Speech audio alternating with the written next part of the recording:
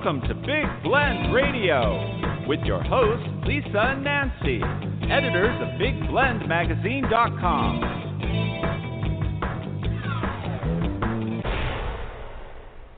Well, on today's Toast to the Art show, we start off in Asheville, North Carolina, Beer City, USA.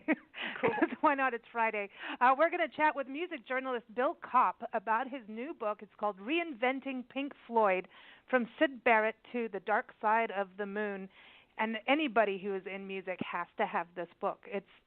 I geeked out on it. It's awesome. It's got everything, and I learned a whole bunch. And once you get into one musician's history, you end up in the rest of the musician's history. So it's really cool. Yeah, in a band. Yeah, and it's like Scandal. It's just such a good book. So excited, because he's a veteran music journalist, and like I was just saying before we went on air, it's like you could say any band name, any album, any song, and he's going to know something. He's going to have the dirt on it somewhere. So excited. Fun vocation, though. I know. I mean, I like that idea. He's got all the band stories, that's for sure. Also, Victoria Chick. We're going to go from Asheville, North Carolina to Silver City, the art community, Silver City of New Mexico, southwest New Mexico. And Victoria Chick, she's a contemporary figurative artist. She's also an early 19th to 20th century print collector. And she's going to share tips on how to hang art in your house. Like when you buy a favorite art, how to do it so that one painting doesn't compete with the other, how to do the lighting, all that good stuff. In fact, when we visited her a few years back, we did a video with her on it. She taught us how to do it. So I had no idea half of what she was talking about. I just, kind of threw things on the wall going, that's nice. And it's all about balance. So looking forward to that. And then we're going to go to Gettysburg. So we're backtracking, but we're also going to Hawaii at the same time because that's how we roll here. We have poet Julie Swarstadt Johnson joining us. In fact, she's from Tucson. But this month, she is in Gettysburg National Military Park, and she is the poet in residence for the month. And that is all through the National Parks Arts Foundation. And that means Tanya Ortega is on the show, too. She's the founder of the National Parks Arts Foundation. She's out in Hawaii, and she's going to be telling us more about their residency programs, which is they're incredible. I mean, who doesn't want to go and stay in a park for a month, even if it's outside the park? With the cool. idea of staying there to be creative. I mean, how much fun is that? And they're expanding to allow families in some of them. And, I was talking to her last night, and I said, well, because you're so open to all arts, music, poetry, dance, painting, I said, well, what happens if a whole band wants to come? She goes, I want bands. I want a whole band. Oh, cool. So I'm just saying, you guys have to listen. This is super cool. It's a great opportunity, good for a resume, and so looking forward to speaking with a poet that's from here in Tucson, and that's a great way to meet our fellow neighbors. I know, isn't that funny? While they're in a military park in Pennsylvania. That's how you do it. But a happy Friday, everybody. It's March 2nd. It is National Read Across America Day. So I'm glad we start off with an author and have a poet on our show. It is Dr. Seuss Day, and it's a good thing, good reminder to, get books out there to places. If you have a bunch of books and you don't know what to do them, donate them. There's all kinds of great programs for libraries, and there's a lot of places in our country that need books. So not only should we be reading books and reading books with our kids, but maybe looking at what we can do about recycling them and getting them into hands of others. So check that out. There's a lot of programs. But you're listening to Big Blend Radio's first Friday Toast to the Art show. It's our art and national park show, and we're streaming live from a sunny Tucson, Arizona, sunny but cold. And we're your hosts, Nancy Reed and Lisa Smith, the mother-daughter travel team and publishers of the digital interactive Big Blend Radio and TV magazine. The new issue for spring is out, so check that out at blendradioandtv.com. And we also publish Parks and Travel magazine, and you can get that at nationalparktraveling.com. Best thing to do is sign up for our newsletter. Then you'll get it in your email box. Every month we publish a magazine because we're crazy. So there we go. That's for sure. Hey, I don't think we're not the only one who's crazy. Bill Kopp does a new article every single day. Oh, my God. Every single day. Oh. Yeah. Okay, that's crazy. I know. Cool. So, and actually, Big Blend, the magazine, the March and April issues out, Victoria Chick, who's on our show, she's featured in there covering fine artist and illustrator Leighton Fossum. We have a lot of music in there, everything from Excalibur, the Celtic rock opera, to guitarist John Durant, and we also have artist Joshua Osborg in there, and he was the artist in residence at Gettysburg right before Julie went over there to be the poet in residence. So he's featured in there with his art. So a lot of art and music in there. Okay, let's get Bill on the show, and let's geek out on Pink Floyd. Cool.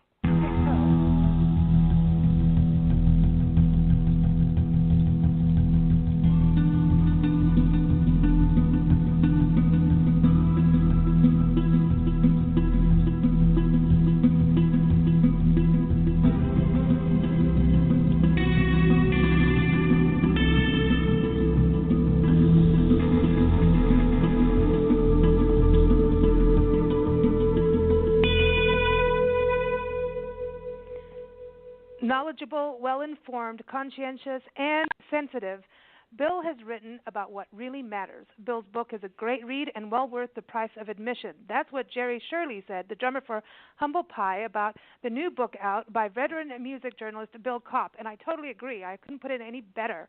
It's one of those books you're going to want to geek out. If you love Pink Floyd, you've got to get this book. It's called Reinventing Pink Floyd, From Syd Barrett to the Dark Side of the Moon.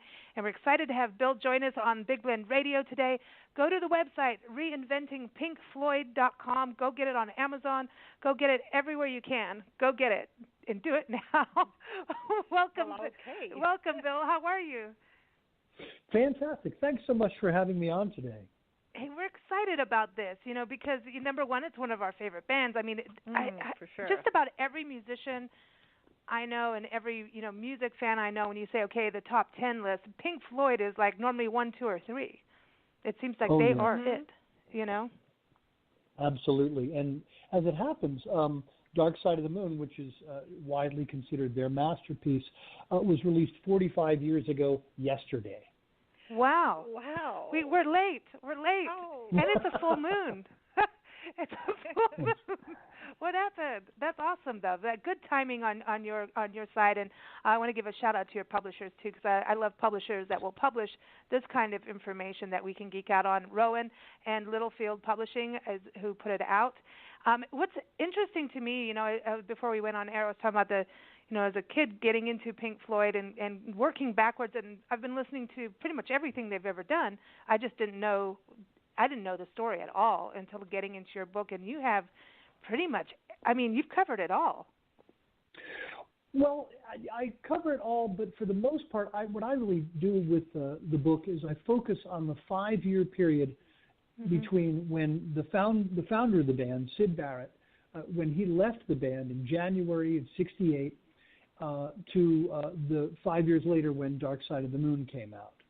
So I touch on obviously what happened before, because you have to provide some context, and I bring the story up to date with what they did after Dark Side of the Moon. But the main focus is on those 5 years and the creative journey that they embarked upon to get from where they started to releasing that landmark album.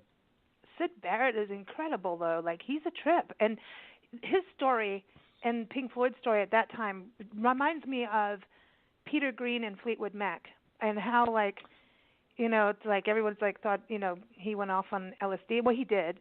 And then, he had, the whole Fleetwood Mac story is crazy, all the different guitarists and everything that came in and out, and some went off in cults and all these different stories. But I feel like there's a similarity between Syd Barrett and Peter Green.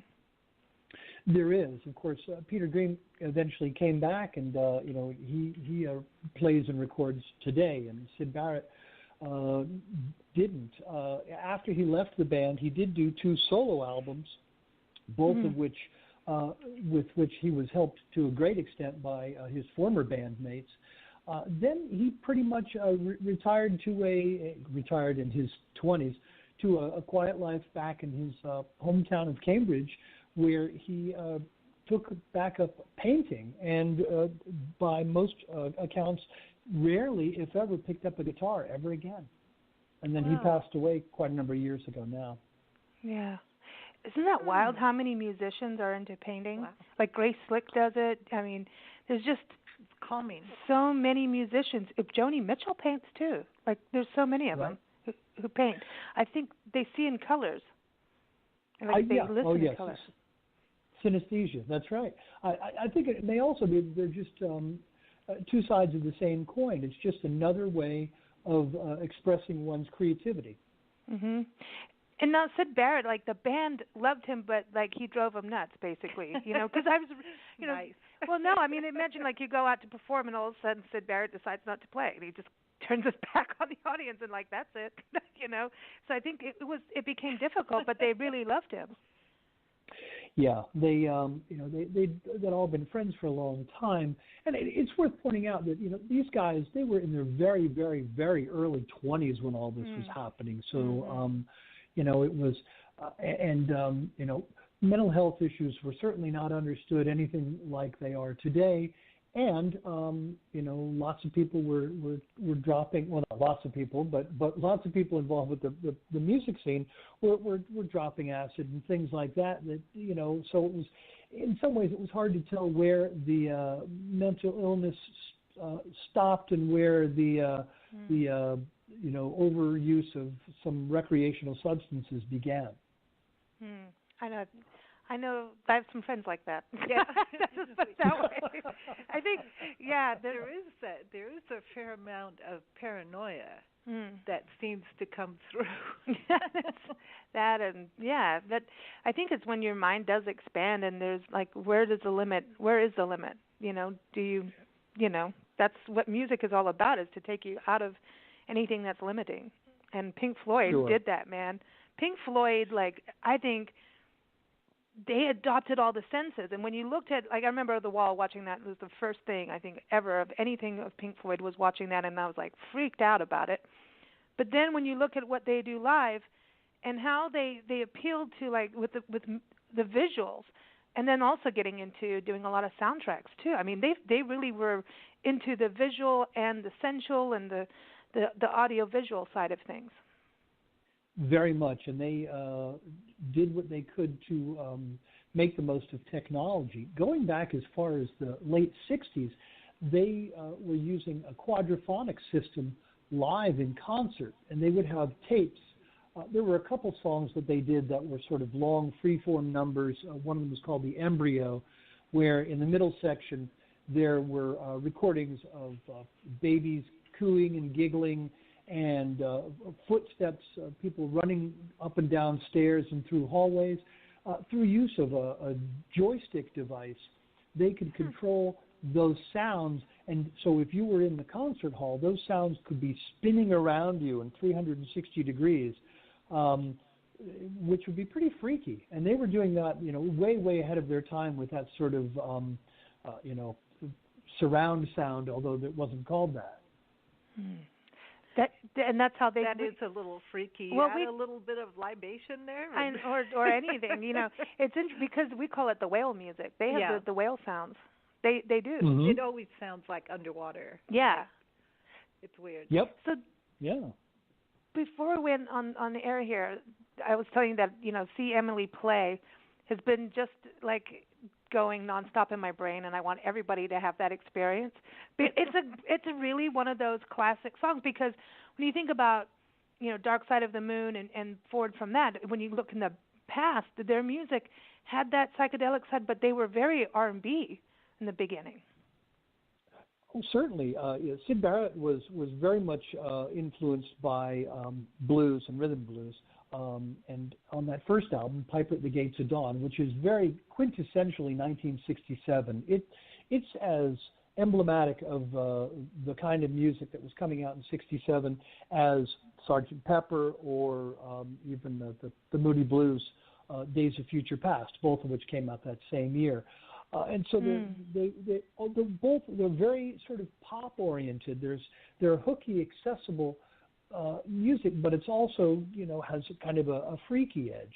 And then once Syd was gone, having been their primary songwriter, their guitarist, the face of the band, they all but had to start over. And so they did, and that's why the music that you would hear post that first album is remarkably different. It is like Fleetwood Mac. Like all of a sudden, Peter Green's gone, and then in comes Lindsey Buckingham, and it's completely different. Like the whole sound, the old school blues kind of went out, and it's just fascinating to me, that whole how it's the evolution of rock, of how it all started to, merge into different sounds, but having that. Like, I don't know, Pink Floyd just had this whole thing. It's orchestral at the same time. I mean, and the backup singers, I have to bring up the backup singers. Okay, so when did they start with that? Because I have to say that, just shout out to Hillary Larson, one of our food, wine, and travel writers. Anytime we talk about, okay, if you want to do something in your next life, what would you want to be? And she's like, I want to be a backup singer for Pink Floyd. So I had to bring that up for her. When did all that come into play? Well, Dark Side of the Moon was the first album where they brought in outside backing vocalists. So when the album came out in March '73, as it happens, Pink Floyd had been performing the work, the start to finish work that we know as Dark Side of the Moon, for over a year by that point. They started performing it live in January '72. And they had female vocalists, not from the very beginning. They brought them in eventually, though, as the pieces developed.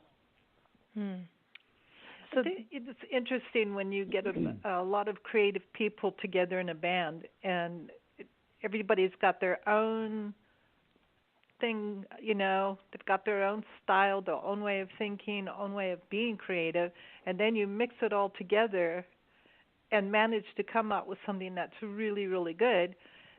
And I can understand why there would be, sometimes drama and hookups between band members, and then split ups and back and forth and all that. It's actually amazing that the music gets made. That's a good point. And you talk about that combination of different creative, the creativity that comes from different people. For me, that's what makes this particular period, the albums that they released, up to and including Dark Side of the Moon, so remarkable, is that was a period in the band's history when they were really, really collaborative. A lot of people would look at the work that Pink Floyd did after Dark Side of the Moon, Wish You Were Here, Animals, The Wall, and they would say that to a large extent those are the product of the creative mind of Roger Waters, the bassist and lyricist, and not to diminish the other members' contributions, but to a large extent that is true. However, from 1968 to '73, they were as close as possible a group of equals in which they all contributed greatly to the creative process. And for me, that's why the work is so special. And I think had they not gone through that, I can't think of a good word to describe it. They had not gone through that formative period of working together like that. I don't think that something like Dark Side of the Moon could have ever happened. What do you think about, Sid's relationship with David Gilmour? Because isn't that part of building that foundation? Because didn't they played together? They were buddies. And David Gilmour, I still think he's one of the top in the world. He's like incredible. He is, yes, without a doubt. Yeah, they were childhood friends. They had played together before. David Gilmour had been in a band called Joker's Wild, and Sid sat in with that band on at least one occasion in the early days, and they were friends. And that's part of why it's important to remember David Gilmour was not brought into the band to replace Sid Barrett. Essentially, he was brought in to support him, to be a second guitarist. So he joined in January of '68. They did, no one's sure exactly, but by most accounts, we think they did 4 or 5 gigs together before it became obvious that Sid was it wasn't going to work. And so then Sid was out. And at that point, here's David Gilmour, kind of the primary lead singer and the guitarist, the only guitarist, and he had never written a song in his life prior to that point. Wow. That's incredible. It's so neat. It's so neat. And they were experimental, too. I mean, cool. I mean, this is going back and writing this and getting all these other interviews. I mean, you got up stuff that people have kind of didn't realize. It kind of was under the layer of dust there, but you got to talk to all these people, of all walks of life that are connected with their story, with Pink Floyd. I mean, who would you want to sit in a mixing room with? Because I know you're a musician too. Is there someone, like, from everyone that you talked with, like if you said, okay, I was going to spend a day with Pink Floyd recording and watching them at work and being part of that process, who would you want in the room? Oh gosh, I'd want everyone involved. But if I had to choose one, I'd probably choose David Gilmour. Yeah, he's experimental. He's super cool. Yeah. And I think he's got that side of brilliance and where you're so genius, and I think he's right up there. I would love to do that as well. Okay, so what got you into I'm going to do something on Pink Floyd and go back into those, that time frame, and what was it? Because this is the other part of it. It's really fascinating, their history, but like you are showcasing like how they ran their business as a band, how to stay on top of things, how to keep something fresh and new. Well, like so many people of my generation, I discovered the band pretty far into their career. For most people, the entry point for Pink Floyd was either Dark Side of the Moon or The Wall. So 1973 or 1979. For me, it was 73. I discovered that album and really just fell in love with it, and was a big influence on me as a musician as well. I had been taking classical piano lessons as a kid. When I started listening to that album, I decided I want to learn to play by ear. And so using that album and then Wish You Were Here, when that came out, that's how I taught myself to play without using, sheet music. What I discovered, though, as I got farther and farther into the band's music, is that there was this I said to myself, this music couldn't have just created itself out of nothing. It had to come from somewhere, and I'm always interested in the backstory.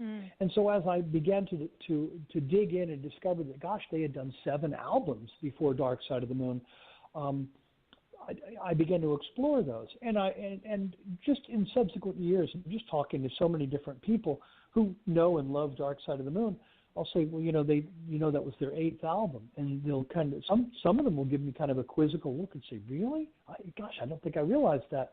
And so I thought it's really important to share that story, and so the book focuses more on their musical journey. I don't spend a lot of time getting into a lot of the interpersonal stuff or too much of the business stuff beyond where it's relevant to the music, because other people have written about that. I really wanted to focus on the music because, in the end, that's what an artist leaves behind.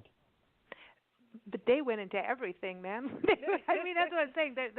They didn't just, they were big. Like when you look at a band like U2 and how they changed the experience for people, and I think that's when you've got it transcends business.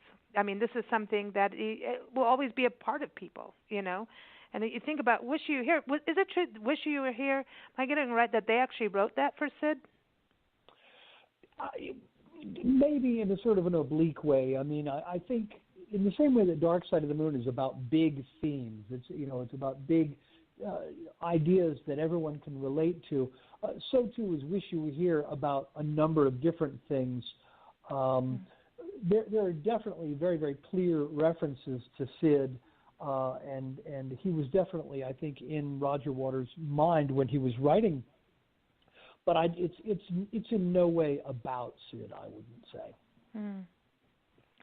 So now, when you putting this whole thing together, because like I was saying, anybody into music and rock and Pink Floyd, you're going to geek out on this. I mean, it's like a candy store in a book.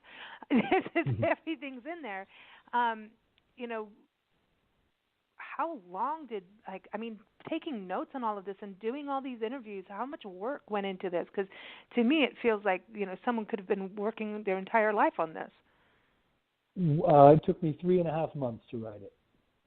Are you kidding me? Wow. I'm not kidding you. And really? Oh my God. Well, wow. Okay, well, I guess I should explain. I've been thinking about this idea for most of my life. Yeah. But once I sat down to write it, there was a fair amount of research, and my wife Audrey helped she did a lot of the the legwork, a lot of the research for me, compiling things. I said, well, I need this, try to find that old interview or that old article. But yeah, 3.5 months to write the first draft. I began in May and turned it in August. Wow, that's amazing. Wow. So, but then again, you write something daily on your blog. So you've got that flow going on, and that's the truth. Also, your writing style is everything just flows. You get all these nuggets of information, but it's not like going to school, okay? Because there's no such thing as school. Even I know there's the School of Rock, but no, this is different. But if everyone goes to musoscribe.com, that's your blog. But you've been doing something on there every day. For about 9 years now. That's right. Yeah. Wow. What led you? Interviews, essays, album reviews, all kinds of things. So did you think you were going to do that when you were a kid? I always looked up to journalists, as a whole. Like I always thought, journalists, that's the thing. And then to be like the rock journalist, like, that's badass. That sounds like a lot of fun. Like really, there's no better journalist. Now, like, so what was that little sparky for you to go like, I'm going to, write this and you play as well and perform? Right. Yeah. I've known ever since I was probably about 11 years old that this is what I wanted to do. Now I took a big detour and didn't do it for a very, very, very long number of years. But yeah, it's kind of what I've always hoped that I would get to do, and so I've been doing it now for quite a while, and I'll keep doing it as long as I can. Well, cool. Are you going to write any more, like on Pink Floyd, or write any other books like this? Definitely going to write some more books. I'm kicking around a couple ideas right now. Got at least 2, maybe 3 book ideas. Nothing to announce yet, but definitely there'll be more books. Oh, good. I'm really glad to hear that. And when putting this together, you have this idea, and you're okay. I'm going to go in the history part, and you get everybody understanding the musicians, and understanding the music and this creativity that they have. This just amazing creativity. And was there something that shocked you? Because there's a lot of things in here that people don't, like you're saying, people didn't know. Like, we think we know all this stuff, but we find out reading your book we don't. Was there something that shocked you? Well, there's a quote that I read, and just to back up for a second, since I've known since I was quite young that I wanted to be a music journalist, when I was a teenager, I read all the big rock journalists and reviewers. And, so I built up quite a library of all that kind of stuff, all the rock magazines from the 70s and things. And there was a quote that someone in Rolling Stone magazine said that, and I'm not going to be able to quote it exactly, but essentially, Pink Floyd is a band that never throws away a good idea. And, so I've always sort of known that. But as I really dug into their history, I discovered that was absolutely true. With the benefit of hindsight, almost anything that you could pick from their catalog in those first 7 albums can be seen in its own way as sort of a signpost along the journey toward Dark Side of the Moon. And so while I sort of, quote unquote, knew that, once I was doing all the research, I discovered just how absolutely true that is. So that was, for me, to the extent to which that was true, that was a big surprise. That's a good life lesson.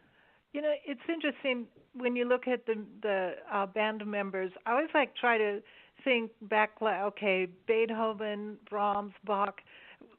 I wonder how similar their characters were as people, because it's totally different kind of music, but not really. I mean, it's different, but I just, when you look at the rock and roll era and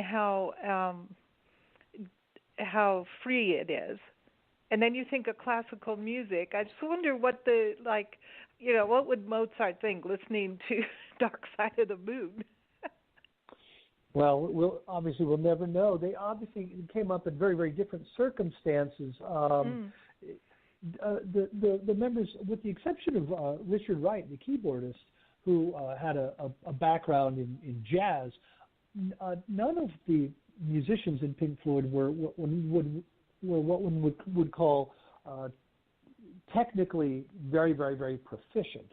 You know, they were good musicians, but they were not incredibly technical musicians. So a lot of the art came out of, you know, sometimes, you know, what we create is a product of our limitations, and that's what makes it good. And I think for Pink Floyd, that was definitely the case. You know, they're often lumped in with the quote-unquote progressive rock movement, but one of the hallmarks of a lot of progressive artists is that they're real musical hotshots.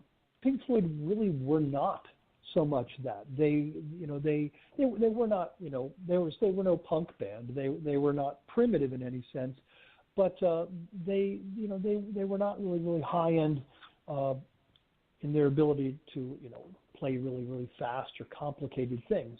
They just made the very most of what they could with what they had. So I think they're quite different from the classical composers in that way. Yeah, they bend. There's a bendness. That sounds weird. There's a roundness to their music. It's true, and I think that comes from playing rock and roll. That, like, you know, the old school, like the blues, you know, and you get to understand a roundness of a note and not making it chop, chop, chop. I have no clue if that makes sense, but Pink Floyd is like, they're the kings of round music. Yeah, because classical music can be very regimental. I like that. And yeah, I like that description. And one thing that I like about it is that it's not a musicological term. You're speaking from the heart in terms of how the music moves you. And that was part of my goal with the book, too, was not to get really deep into musicological analysis.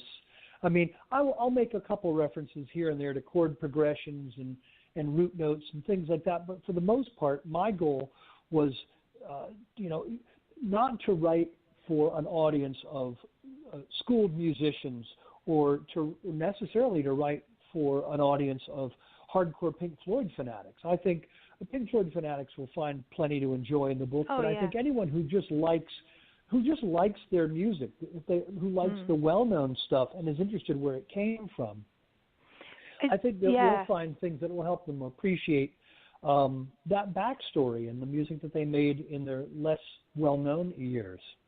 I always find that so fascinating and so important because, you know, when people go like, how long did it take you to write this book? Okay, so you went, 3.5 months.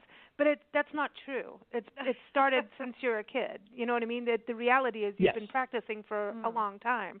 And, so it doesn't take 3.5 months. And so that's the same thing with musicians. I mean, you go from The Piper at the Gates of Dawn. Now that's like one of the top albums in the world ever. And go to Dark Side of the Moon. I mean, that is one of the best psychedelic sandwiches you could ever have. And I want to have that understanding of who were these kids. And I always find that's such a cool time frame of, the British invasion time too, where, there was this excitement, like let's create new sounds. And now there's all this sampling of everything.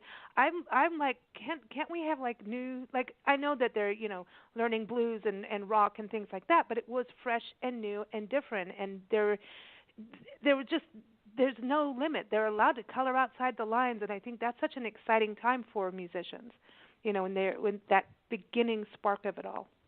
That's the I would time. agree. And that was such a rich and fertile period for music overall, from the mid '60s to the mid '70s, whether you're talking about rock or jazz or any number of different styles of music, that was just a really, really creative period. It was, and just to think, I looked up Syd Barrett, and I'd never watched the old stuff on YouTube and things, and I saw them play, and it was like at the very beginning. They were on some TV shows, black and white. I watched this it was a while ago, and some guy was interviewing them, Roger Waters and Sid, and I always love to watch the old school thing. Nancy and I love to do it. We do it on Fridays after radio shows. It's wine time, and look up. It's the cool thing about YouTube. You can see all these things that you never got to see growing up. It's like I didn't know I'd be able to watch Pink Floyd in their very first, things, and I was like, dude, this is cool. And the guy was talking about how loud they were, and I'm going, Pink Floyd, could be loud, but they were like, if any band had dynamics and will draw you in and out, like that was really interesting. The guy who was the interviewer was like, "You're loud. Why do you have to be so loud?" And they're like, "Well, you may think you are loud, but others don't think we're loud, and we're not going to stop." That's so Hans Keller. Why must it be so loud? Yes, I know the clip. Yes, it's so funny, and they're quite nonplussed. He says that, and they look at him like, "Dude, you're just some old guy." Yeah, it's quite funny. They're so perplexed that they would be asked such a question because, as you say, to them it doesn't seem loud at all. Yeah. And that's funny. I love their album titles too. They're so creative that way. I'm nostalgic for this now. The album A Saucer Full of Secrets. Who comes up with an album title like that? Cool too. That is like, dude, what's in your tea? Yeah. So when you it's funny. A lot of times they would go through multiple titles for a song, especially some of the instrumental pieces. I can't remember all of them, but I know like the song Echoes, which is one of their well-known songs. Mm-hmm. That was originally called Return to the Son of Nothing. And then at one point they had a song called The Amazing Pudding. And so it's interesting because bootleg collectors over the years would find out, there's this song that we've never heard called The Amazing Pudding. And then they would discover, no, it's a song that we all know. It's just in the early days they were calling it something else. And so they did that a lot. They had playful. They had some fun with their titles of their albums and their songs for sure. Well, the Piper at the Gates of Dawn, I didn't know I didn't know it was an album. Okay, so everybody can email and yell at me later. Okay, I'm not stupid, but I didn't know that. I can't help it. I know that it's one of the top albums in the world, but I didn't know, and I didn't know that I was listening to it all the time. I just didn't. I don't know. It's like this is what happens when you don't have a vinyl collection anymore, which is disgusting. I mean, I used to have like such a killer collection, and then we had to leave countries and things. Yeah, but it went. I mean, I had the original White Album and like old school T-Rex and like oh man, and I'm still bummed about it. And so then when you don't have those old school vinyl albums, I think we forget the whole. When everything's just an MP3, there's like something changes for you. Yeah. And you forget the liner art, the cover art. I don't know. It just kind of goes away. And now I'm mad about the Piper at the Gates of Dawn because that whole concept and the whole thing with the wind and the willows, which is some crazy stuff. It's the idea of looking through the albums and covers. This is the one you want. You carefully take out the record. You carefully put it back when you're done because it's special. Now that things just download and you're like, okay. Yeah. There's a whole experience. A lot of times I just listen and I don't look at what I'm listening to, and that's what happened with that album. I had no idea, and so thank you. Yeah, our relationship with music has changed a great deal over the years. I think there's certainly, I mean, there are some advantages, portability being the main one of MP3s and streaming and that sort of thing. But there is definitely something lost in not having the tactile experience of looking at the album cover and reading the liner notes. And talking about Dark Side of the Moon, not only did that have that amazing, really iconic cover, but it was a gatefold. It opened up, and so there was things to see inside. And that record came with 2 full-size posters and 2 stickers. So you got goodies when you got the album. And there's something, man, the sticker thing was a big deal. That's something we did as little kids. And then when you became big kids, like that never goes away. And guitar cover, cases, you'd have the old school stereo and it would be covered with stickers. I love that. I did have Dark Side of the Moon in South Africa when I was a kid. I had that album. Now that I think of it, I had a lot of that stuff. Damn, I know I'm saying this just because I know that you have a bunch of vinyl, don't you? Yeah. I've got a few thousand, I think. Yeah. Oh. They even smell good. They smell good. Yeah. You got to sniff your vinyl. I know that's a normal thing before you play it. Okay, so one of the songs on that album. One of the songs of The Piper at the Gates of Dawn that I realized I listened to a lot, and I didn't even know the name until going through everything, is Astronomie Domine or Domine. I don't know how to pronounce it. Like, Domine. what is that? I love that. Astronomie Domine. Domine. Okay. Yeah. See, thank you for being approachable and for writing in an approachable style for people like me. Well, I don't feel scared thank to you. say, I don't know how to say this. I don't care. I don't want to say it. I want to learn. But can you give us a little history of that song? Because to me, that is like Dark Side of the Moon kind of style to me in a lot of ways. Well, sometimes people describe Pink Floyd as space rock, and that's not a term that they really embraced, although, they had a number of tracks over the years that certainly, did play into that. And, of course, the title of The Dark Side of the Moon plays into that. But Astronomie Domine is a Syd Barrett tune from the very early days.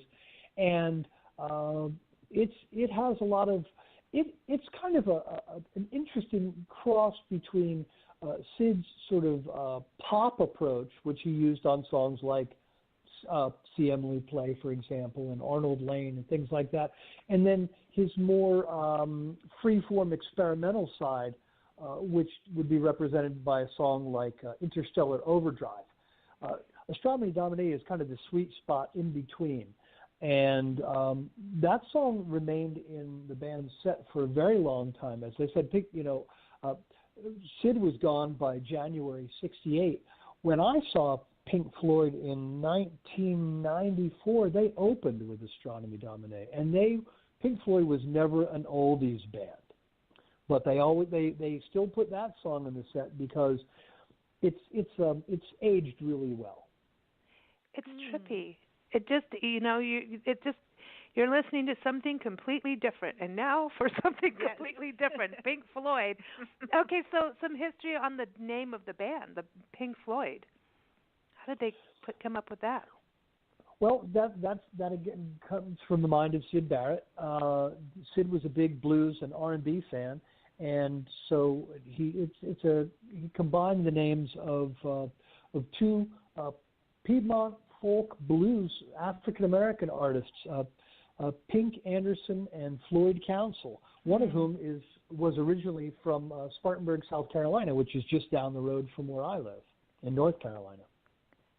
We've been there. Yeah? Yeah, we were there.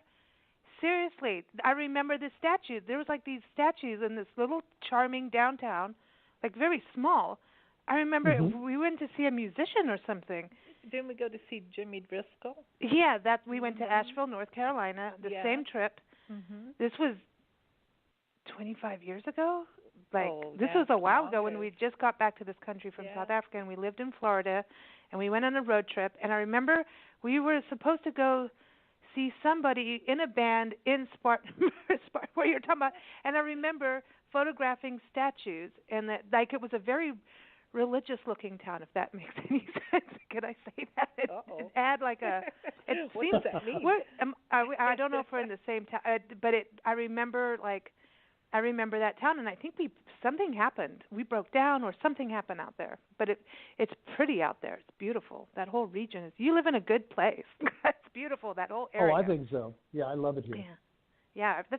I remember hiking at a place called Pearson Falls. I don't know where we were, if it was North Carolina or South Carolina, but that was beautiful. It was one of the most beautiful places I've ever been to, and I don't know where. I'm going to have to Google it now. Thanks for that.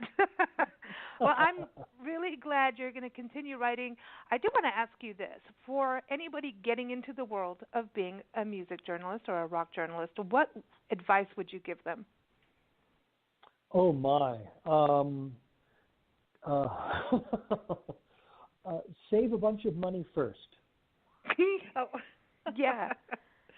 It's like so many other things. It's very much like being a musician, in that it's something that someone does because they have a passion for it, not because they want to become wealthy. And that's the best stuff in life. Yeah. But the best thing, if you wanted to be a music journalist, the best thing would be listen to as much music as you can and read as much as you possibly can. Those are good. That's good advice for everybody, though. Yeah. Yeah, of course. No matter what. That's it.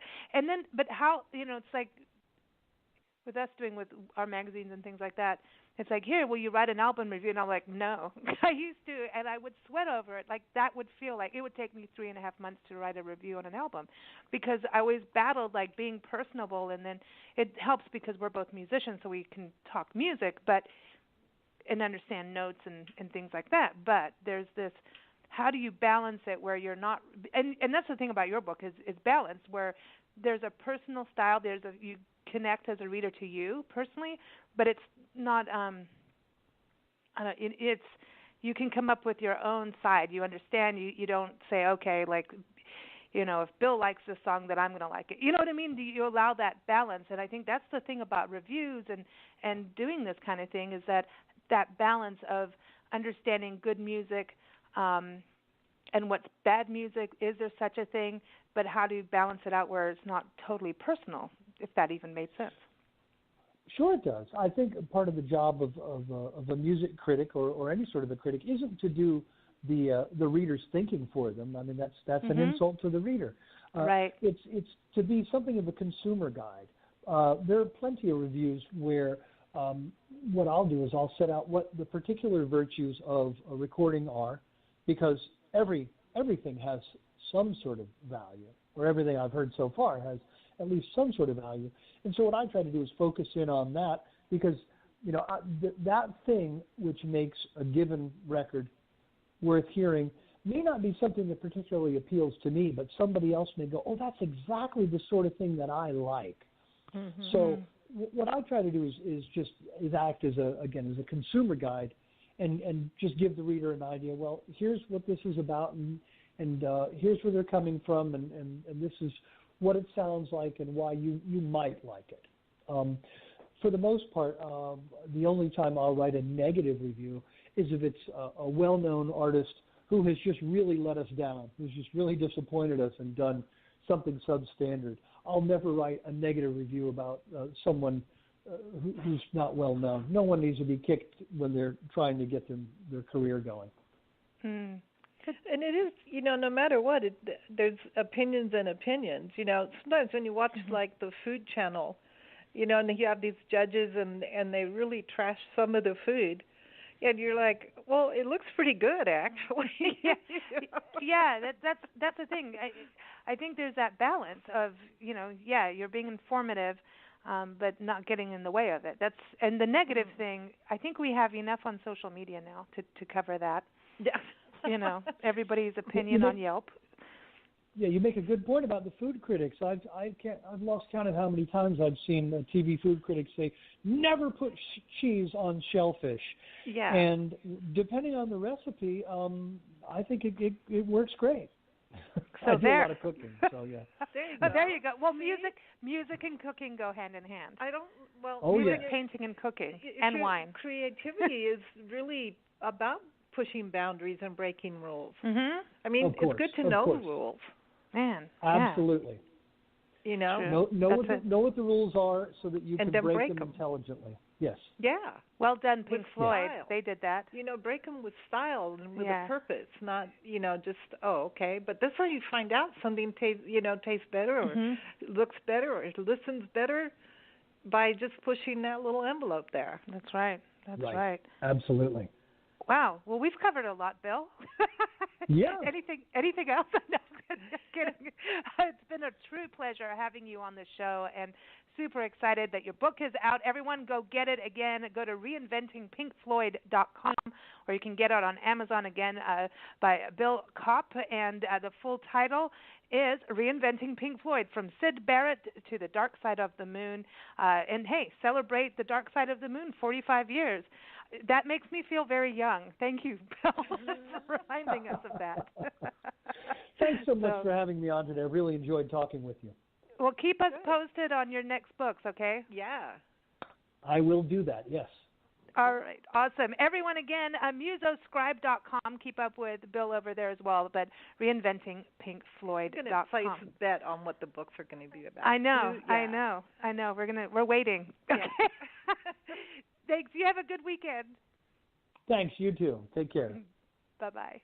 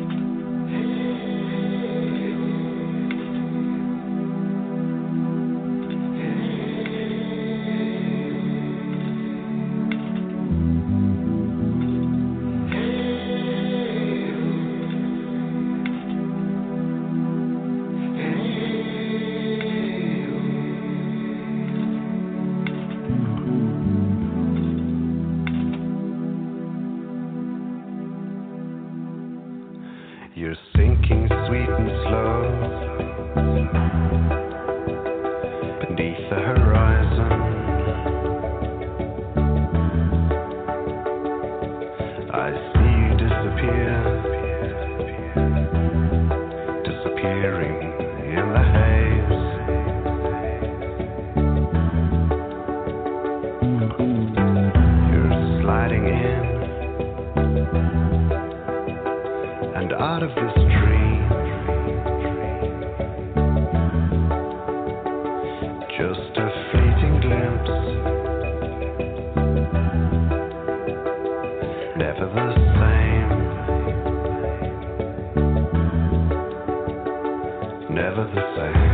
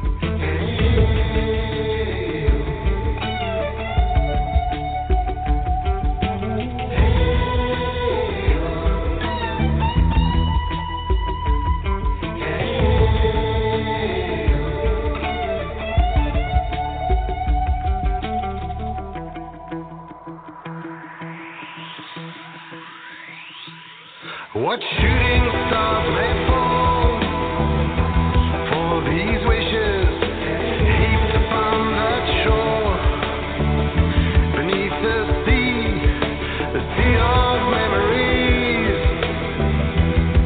I'll find you setting free my wheel of destiny.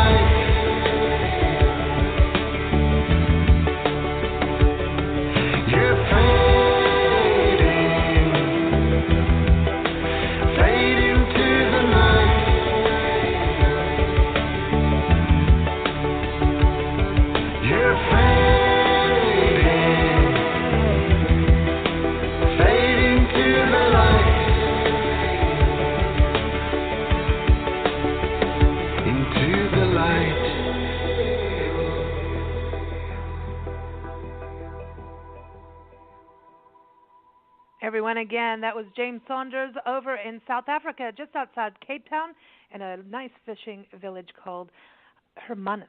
And you can go to jamessaundersmusician.com, and that's Saunders, James Saunders Musician. And actually, it's Saunders is how you actually pronounce it. But anyway, and it's Hermanus. I got to get my South African vibes in there. And there's a little Pink Floyd in his music, you know. That's nice. I love his music. I do. And everybody, I love our next guest, Art, Victoria. She'll be joining us now to teach us how to hang art correctly. And, man, she's got, like, I was rewatching her video on how to do this, on how to hang it. And she teaches about balance. And I never thought about, hanging black and whites next to full color paintings. And, it's cool. So stay tuned, everybody.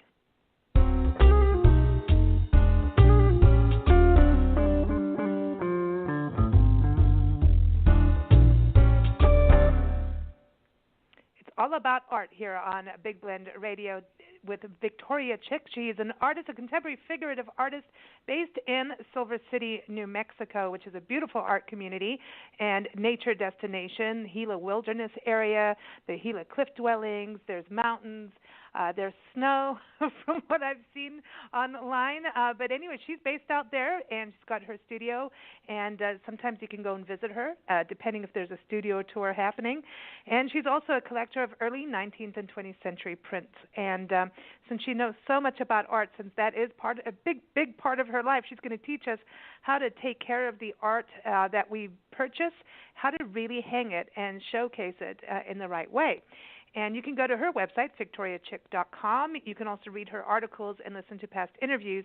Just go to blendradioandtv.com, and you will see her in our expert department. Victoria, welcome back. How are you? Well, thank you, Lisa. I'm great today. We've got a nice sunny day here, and I've been taking advantage of it this morning. Cool. Yeah, because we got snow out here just a couple days ago up in the mountains. Yeah, and we had the same snowstorm. That is so cool. It didn't last long. I know.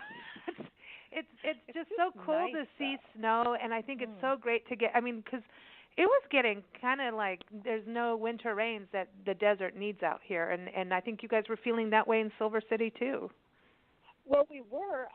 We had kind of a freak rainstorm last week. We wound up with over 4.5 inches of rain at our place. And our neighbors had like 2.5, so it really dumped on us, which we were so happy about. But everybody around here got at least 1.5 inches, so that was, a real blessing to us. After what you say, it's just been so dry. We hadn't had rain since like September or something, so it was great. Well, I'm glad. For all of us. We'll get some wildflowers. I know. So it's good to have sunshine. I know I'm going to go jogging. Not that I can do that, but anyway, for some reason I just feel like it's full of the joys of spring.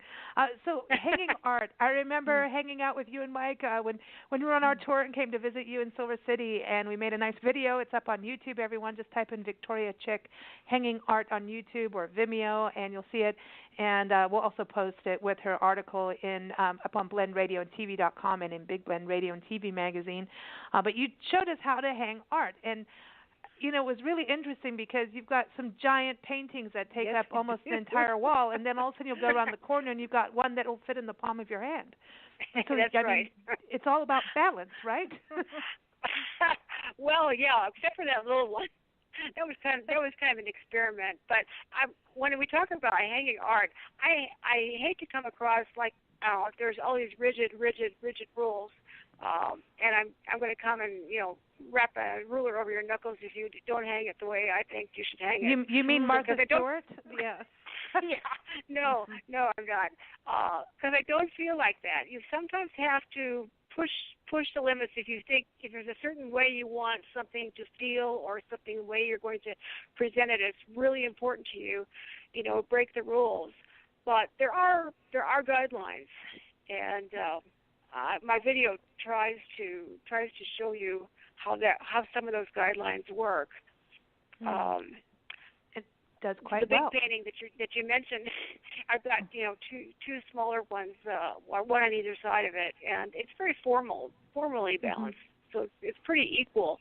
And in most cases, you're not going to try for perfect symmetry because you probably have artwork that is different sizes and it goes in places that are not all the same.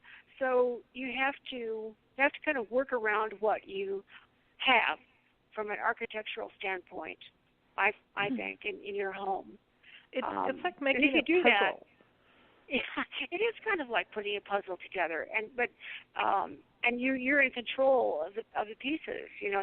That's the new thing. You're not working with somebody else's pieces. You've got your own puzzle. It's your idea, and it can be really, really rewarding. I think I know when I have a space, and I think, or when I have maybe I sell a painting, and now I've got a big space that's vacant, and I've got to put something in there that will complement the rest of the room.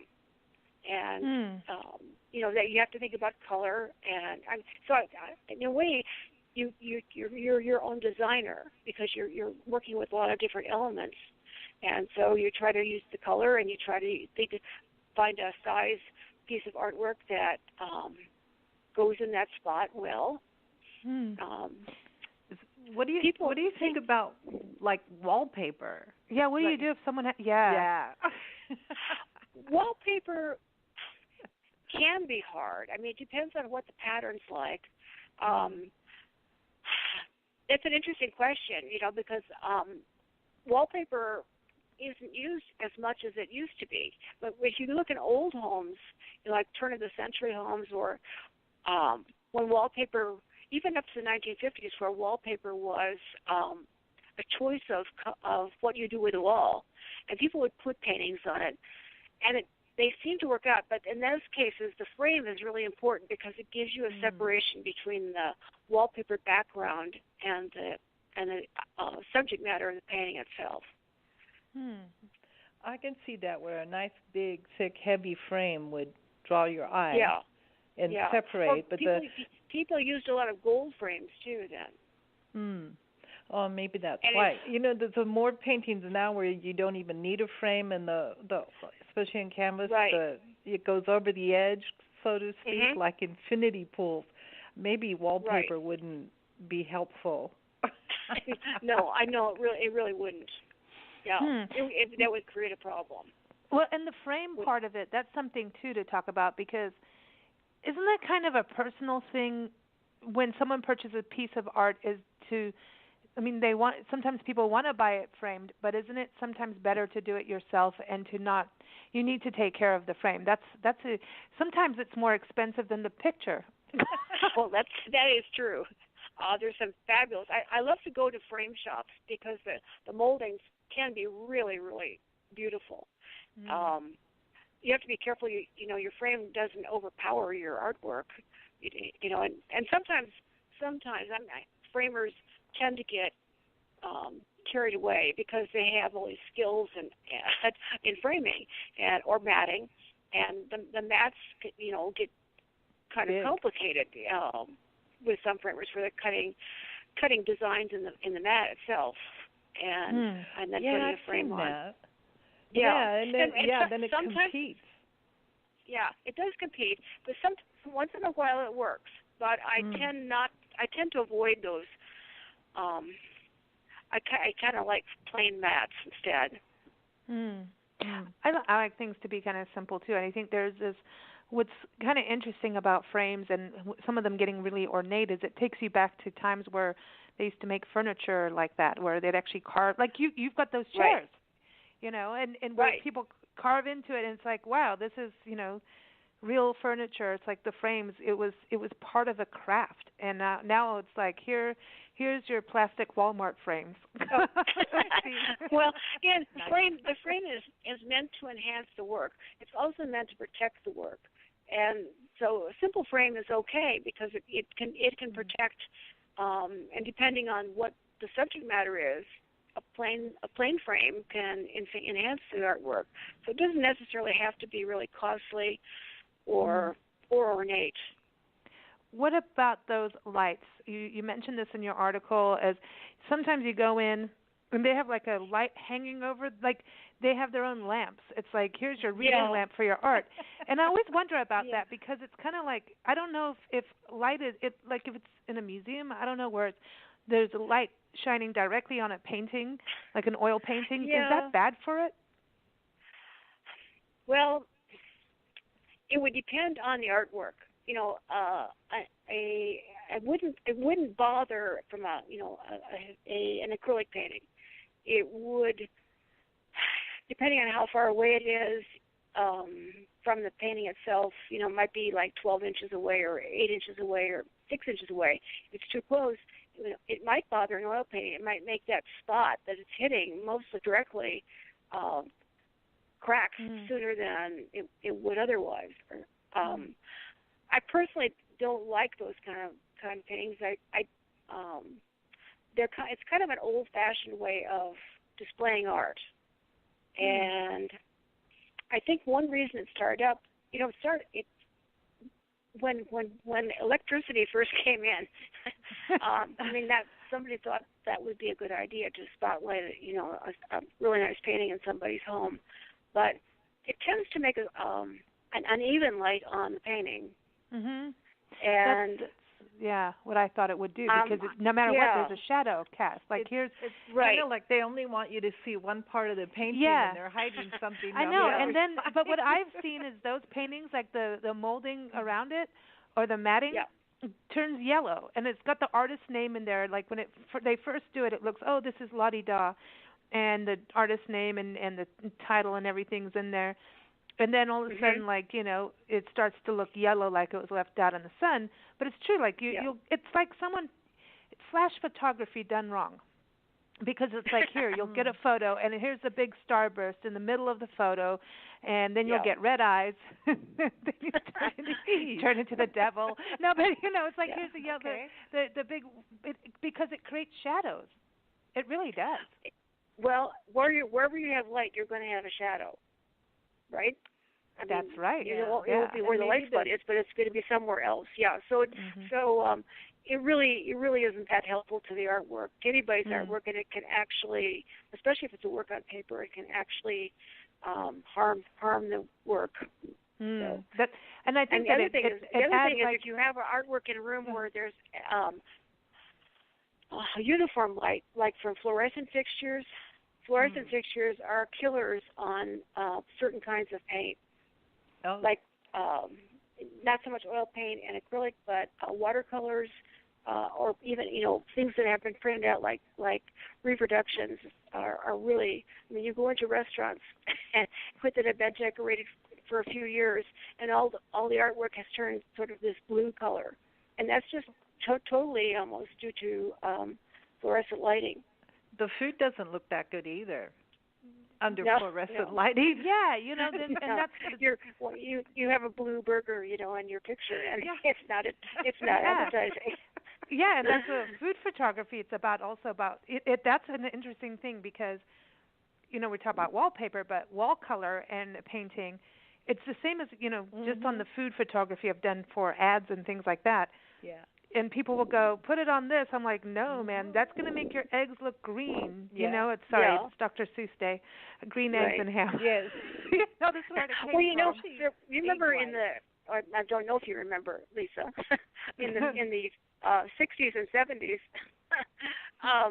and even into the early 80s, restaurants tended to be red and have red interiors. Diners, things like that. And it was considered to be an atmosphere in which induced hunger in people. Oh, I thought it was supposed to be romantic. I don't know how true that is. It's in case you it was that was created by the mafia for when they had shootings in Italian restaurants. Oh, nice. Real nice. No, but now good one. Put that out there, Lisa. But the thing too, it's interesting about the color like that. Blue is supposed to be really good for food photography, but navy blue. So if you use a turquoise, now you're doing that green yellow undertone. It's the same thing as clothes, wearing the right color clothes for your skin tone. You have to. Are you a fall or a winter, spring or summer? Have you been color coded? Yeah, color coding. But looking at hanging art on walls. I mean, some people like to have. We just did a whole thing on weird homes in Austin, Texas, and some of those weird homes, they really don't care about how they're hanging their art and what color their walls are. Like could you live in like a bright pink room, like with bunches of art everywhere around? Like, you know what I mean? Not an inch. Well, to each his own, and people will, people have preferences, and if they should have preferences. And they may not be yours or my preference, but you could see even in an odd situation, you could still work with certain guidelines and pull everything together. It's not impossible. It's probably harder. Yeah, it's probably harder. It's very like. Yeah, I'm thinking about the Weird Home book and how much stuff was placed on a single wall. It's actually pretty cool. Yeah, but I like it. It's also kind of disturbing. And then there's the really ultra white wall, not a soft white or an actual or off white, that just like a Texaco bathroom white. Well, you know, I listened to I call it a lecture several years ago of someone who considered themselves to be an expert on hanging art, and it was really interesting. She said everything I wouldn't do. Oh wow! But she was sort of following the school. I mean, do you remember back in the early or the late 1800s, and when the French Academy was in the art power in France, and was right before the Impressionists, and then it continued on for a while after the Impressionists. But they would have competitions, and artists were invited to submit work, and so many types of artwork would get, thousands of pieces would get selected, and they had this big salon room that they would hang everything, and they would hang it from the floor to the ceiling, and the stuff that they considered the best they would hang at eye level, and the stuff that they that was lesser in their eyes would get higher and higher and higher. So it was really up by the ceiling, and it was hard to look at. But this was this lady's way of hanging art, because she collected a lot, and she just wanted to hang all of it at the same time, and so that was her solution. Was just this kind of salon hanging. It doesn't do anything for the artwork. That's kind of why I don't like to do it. It's very busy. It's hard. It's almost overwhelming. It makes your room feel like the walls are going to cave in on you. And you can see people take a step back. Like even looking at the Weird Homes book, and she turned the page, you sort of like, whoa, and you move back a little when you get to like a double page spread of just lots of cuckoo clocks on a wall. It's cool. Yeah. So I mean, but the thing is, they're living in the house, they're happy with it, and so I would never never say anything. But for as far as it being a way to honor a particular piece that you've got, it's not going to do that. It's just going to be busy and just look chaotic. Yeah, it is chaotic. I think that some of it's fun. Well, that's everything. With you talk about balance. And I think that's the important thing with balance and color. But then there's a balance of where you're hanging it on your wall, and so where you position it, like how high or how low it goes, can't that also distort a painting? Right. And the general rule of thumb is hang it at your eye level. Of course, if you've got a very short person in the house and a very tall person, you're going to have some conflict. You each get a different room. Your room. That would be the easiest way to resolve it, I think. You take that room and I'll take this one. But and most work will show that way very well. Sometimes you have a scene or something where you're actually looking down on, like say you're looking down on a table at a still life, or you're looking down in a canyon or something. So in those cases, you might want to hang it just a little bit lower. Okay, lot. Because it depends on the piece. And so when you're looking, somewhat. I have to ask this because I know the answer, but I have to do it. So when you're purchasing art, so like say you buy a new house, right? And now you're moving and you've got some art. Do you go out to buy art for the room, or do you go and buy art just because you like the art and then you make it work in the new house? Well, I hope you do the latter, I have to do it. I mean, I don't know. I mean, I know a lot of people that are not sensitive to visual art, and sometimes they think they've got to put something on there, but it's really an inconvenience. So, but I think I would like to see everybody buy a piece of art that really touches them in personally, and then they love the painting, and they'll find a way to hang it in the best place where they can enjoy it and get the most out of it. So, and if you've got a color schema, you probably, unless you're already dealing with a decorator who will choose for you, you're dealing with preferences anyway. So, like as not, the painting that you are attracted to will go with the furniture you're attracted to if you're picking everything out. That's well, your personality comes through. Yeah.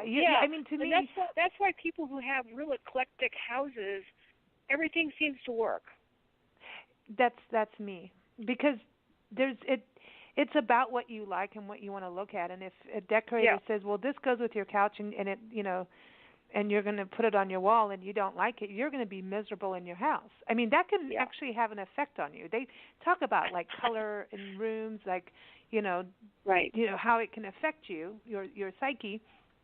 But I think it's the same thing with art. And I think the cool thing is to move things around. That to me, it gives everything a fresh. I mean, to take move a painting into a different room, like just it gives it a different. Sometimes just the lighting is different, and that's something too. Where to put paintings? Are there places we need to be careful of? Like, what about if you have a real fireplace, not the one that cats don't. You know how cats do. I know you know cats. And if you do not have a real fireplace, I remember Athena at that one place. She got so mad at us because it wasn't a real fireplace. She just flicked her tail and walked out of the room. I know. She looked so excited. Ooh, fireplace. Yeah. Walked up to it, flicked her tail, and bye-bye. Yeah, so... not interested. But there are places that you should avoid with certain kinds of paintings. Over a fireplace is never a great spot to put a painting because, no matter how well your fireplace draws, a certain amount of soot and smoke is going to come out, and it may take you a few years for it to show up, but it will. And so I never think of that as being a great place. There are other things you could put over your fireplace. Some people have mantles. Not every fireplace does. But if you have a mantle, you could put stuff on that. You could put a piece of sculpture. You could put two-dimensional work is hard. I don't recommend it. But the other place that you want to avoid is in places too wet. It's not just heat.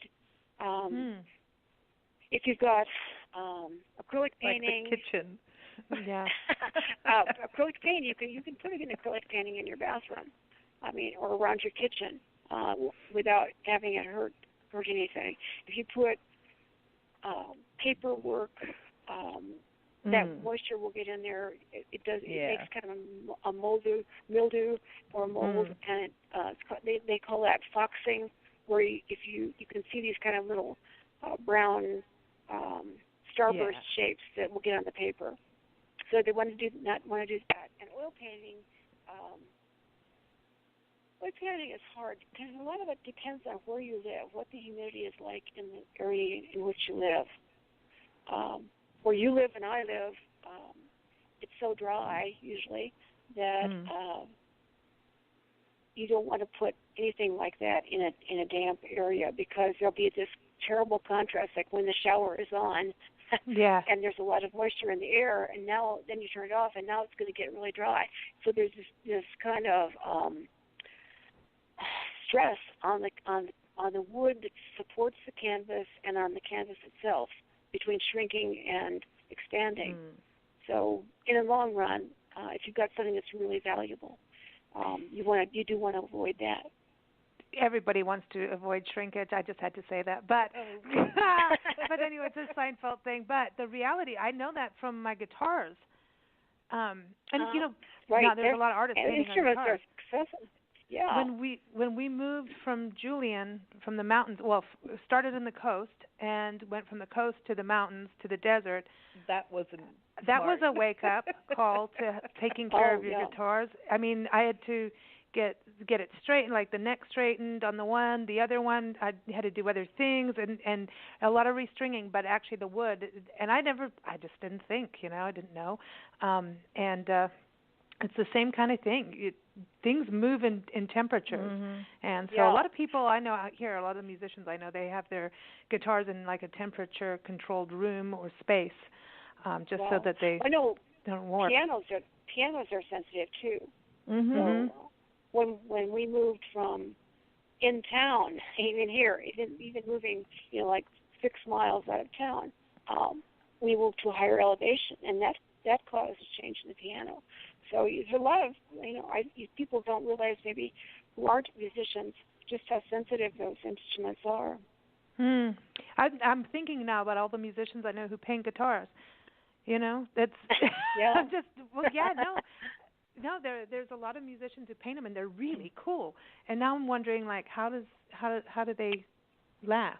I mean, well, they probably, they paint them because they didn't last. I love it though. Yeah. They painted them, and they know to keep them in a temperature-controlled thing as much as possible. Is there, for your prints? I mean, because I know yours they're historic. I mean, early 19th, 20th century prints. I mean, the paper. Do you have to do special things to protect the paper that the prints are on? So you like woodcuts and things too. If I buy something old, I mean, a lot of it depends. In fact, that's an interesting question because this week I've got 3 new prints. One is the Peter Moran, and it was done around 1880, and it shows an Indian ceremony. But what they did at the time to frame it was they did a thing that they call laying it down, or it's a laid down print, which means basically is glued onto a backing. And at that time, the backing was cardboard.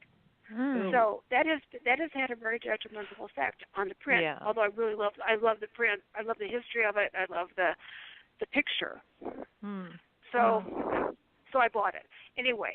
But now I've got at the time I got it, it was framed. I didn't realize it was laid down. But now I've got to decide: is it worth it for me to reframe it because that backing it's bonded to the backing, which is acid. I mean, I'm not going to be preserving it, whatever I do. Another one I got this week is a Peter Hurd lithograph, and it was framed probably around 1950. And with this, I'm looking at it right now, and it's got this most interesting mat on it, which looks like marble, kind of. But I'm going to have to have it rematted, because if I took it out of the frame, and the mat actually doesn't seem to have bothered it, but the light has bothered it, and so where the paper is exposed to the light, it's called toning, and it has a slightly brown shade to it. Wow. So one thing I could do is to put it under a low E glass when I reframe it. So anyway, there's all kinds of little things when you buy older work. Yeah. But I mean, when you love something, it's what you love, Right. And sounds like you had a good week, Victoria. Yeah, I did have a good week. Yeah. And then I bought another one. It's a Victoria's Print Roadshow. The Antique Roadshow. It's Victoria's Print Roadshow. I love that. So anyway, I bought a Wilbur Newall too, which you probably haven't heard of, but he was the president of the Kansas City Art Institute when I lived in Kansas City, and I got a nice etching that he did, and it's perfectly framed. Oh, she's happy about that too. Yeah, I don't have to do anything. Okay, one question I wanted to talk about with, because I find this very interesting about how to hang, art, because I mean, it can change what you purchased, and could change that perspective of it. And I think it's always interesting how galleries do it. And but then when you look at a place like you've got a hallway, and it was really interesting how you were able to balance that out in a hallway and put art, because you still have to be able to see it and step back. So what are the rules of the hallway, the kids in the hall? Yeah. that hallway where I have most of the stuff is a 4-foot wide hallway, which is a little bit wider than most hallways. But yeah, you don't want to put stuff in there that, I don't know, it just that everything's the same size and you just sort of march down the hallway. I can see sometimes doing that because you're trying to show a certain type of work and everything has the same frame, and but you probably that's probably more a museum way of doing things than it is a home situation, where because they're going to change their show maybe every couple of months, so they're not stuck with it all the time. I think you'd get bored with it at home, so you kind of like to cluster things a little bit, break up the hallway, the sizes of artwork. And if you hang groupings, you want to make absolutely sure that all the frames are straight after you get it hung, and that's really hard to. It is hard. When you first put it up, it looks great, and then somebody walks by, and maybe they went a little fast, and there's a slight breeze, and something gets crooked. So you want to guard against that, and you do that by putting 2 hooks in the wall. Yeah, don't do the one because the one never works. Get the right. I mean, we always our hooks are always on the larger side, because you don't, and you do put them on either side, because don't fool yourself. Eventually, it will stretch and start hanging down, and it can it just put the 2 and sometimes put 3 depending. And you don't want it to be at the point where you need to. I know my fingers know about this. You need to nail it all the way in, and don't tip. Don't be half-witted about your nail in the wall, because that will also come out, and it'll make your painting tilt more. There's a balance of how to get 2 or 3. They all have to be level, and they have to be level in how far they go into the wall, so that your painting is level. It's just interesting to me, because this is when arguments start. When people start hanging artwork, to me people are like, no, that's not straight. Yes, it is. It is cool. If I always thought, you have. Oh, you've been listening to Mike and I, I bet. So it's like, if one painting's a little bit off, everything looks wrong. So then you go and you straighten it, then you walk around again, and then somebody else goes and straightens it. And then I think, why don't we just put them all up crooked? Yeah. Oh, I like it. I like going in. Yeah. When some people can't stand it if you unstraighten things, they can't stand it, and then it's fun. Yeah. We'll get in trouble just now. I wanted to bring up that Silver City Art Association has a spring studio tour. So if you're in the Southwest, definitely go to Silver City. It's a fun, beautiful, historic downtown, and they've got such cool history, like Billy the Kid and Madame Millie. So right. Yes, we do have Madame cool. Yeah, you got good history. Yes, it's coming up, and we're adding something this year. It's not just a tour, although that is fun. We're doing the tour on Saturday and Sunday, but Friday evening we're doing a spring into art, I guess we'll call it, gala downtown. We have a place on Broadway. We're going to do this. We've got food by the Duck Stop. We've got a bakery that's serving desserts. We've got a winery that's going to be there, and we're going to be projecting art. And we're also going to have a special art auction, which is we each of the artists on the tour has contributed an artwork worth way more than what the auction is going to be costing them, which is the auction is a $49.99 auction, and so everybody comes in and they have to buy a ticket to in order to bid, but they could put their ticket in the basket underneath the artwork that they're interested in, and before the evening is over, the basket, one ticket will be drawn out of each basket, and that person then gets to buy the artwork for $49.99. Wow, well, that's a nice way of doing it. The artwork will be worth way more than that, so it really is a bargain.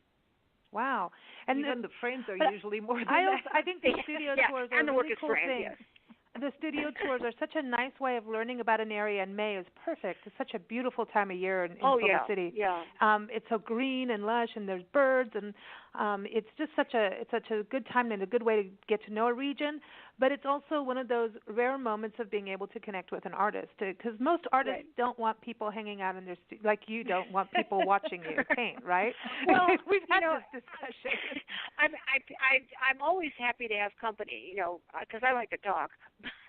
But art, to me, art is so much. There's so much thought involved, and so I may work on a painting for 8 hours a day, and probably the actual amount of time that I'm putting paint on the brush and moving it around the canvas might be 2 hours of that 8. So that's not too exciting for people to watch somebody else think. Yeah, let's go watch Victoria think. Yeah, most artists though they plan something though, right? They have like, I'm going to do this part of the painting and explain that part. But I'm happy to explain. I'm happy to explain why I did it or what I'm thinking about doing. So, and some people are interested in that. But most people have. If you watch somebody creating a thing on a TV program or a video is like 20 minutes long, say, and they see somebody, finishing a painting in 20 minutes, that's all action. And so they may think that that's the way all artists work, and it's really not. But we've got some great people. We've got some people using welding and laser cutting and clay making. Anyway, there's every kind of art media that you could imagine involved in our studio tour. We need to come back to Silver City. It's I love that because there's every part of It's a beautiful such place. a cool place. You live in a great place, and it's just amazing. You're so close to us here in Tucson, and you think like, I know. 3.5 hours, and the whole terrain changes. And you are in New Mexico for sure once you get in there, and it's just amazing. Yeah. I know a lot of Tucson people go to Silver City during the summer. Yes. I don't know why. I can't imagine. It might be a little cooler. But So everyone, May is a good time to get out there. And I was just looking at the page on this. You can go to silvercityart.com and keep up with that and go to one of the tours because there's one in October too. So this is a nice one to do in spring and get some art going. And then watch Victoria's video on how to hang your art. That's right. That's right. With some things you have to install. It's a different thing depending on what it is. But right. She's got your basics on that. But I've got some music for you, Victoria. I think I played this. No, this is not. This is safe. This is safe. You can have a hard time living that one thing down. That one. No, looking for an ugly woman. That song. The last 2 months have been fabulous. I think I'm duplicating one, but because of the weather we've had here between Tucson and Silver City, I want to bring the weather element in and then the art painting element. So I know I've played this before on the show, and May Edwards, I love to play her music, and everyone can go to mayedwards.com, and she did a 4 CD album plus a book, and she's writing cookbooks and everything on duality, and from saint to sinner kind of thing. Starlet to saint, but she's an incredible violinist, and she's a video editor. She's an Emmy Award-winning video editor, and we have her on our show every year or so, and it's just a blast. And she's just one of the most peaceful people I know. Just very, very, very creative. But they've got, speaking of videos, there's an awesome, so if you go to mayedwards.com and then go on their YouTube page, they've created this amazing video that goes with Clouds Alive in Wild Paint, which is a song I'm going to play. And it's safe. We won't play any more of the other style for you. So here it is, everyone, Clouds Alive in Wild Paint. But again, go to victoriachick.com to look at Victoria's art. And also go to silvercityart.com for the art tour of Silver City, New Mexico. And, of course, you can read Victoria's articles and listen to her interviews. Just go to blendradioandtv.com, and you'll see her in our expert department, or just type in Victoria in the search because she'll pop right up. Yes, she will. That's right, Victoria. Thanks so much. That's me. Okay. Thank you, guys. You take care. Here it is, everyone. Clouds Alive and Wild Paint.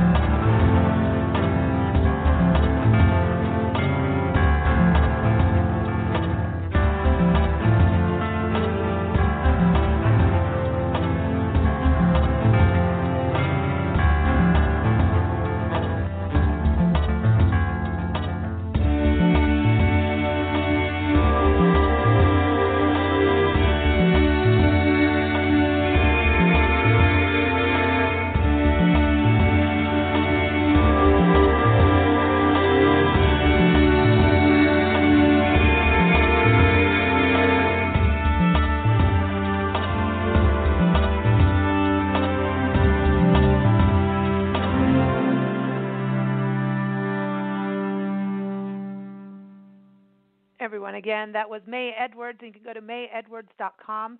And you can just email her and say, we're still calling her Mae West over here. Yeah. But that was Clouds Alive in Wild Paint. It's off of the 4th album in her series called Grace.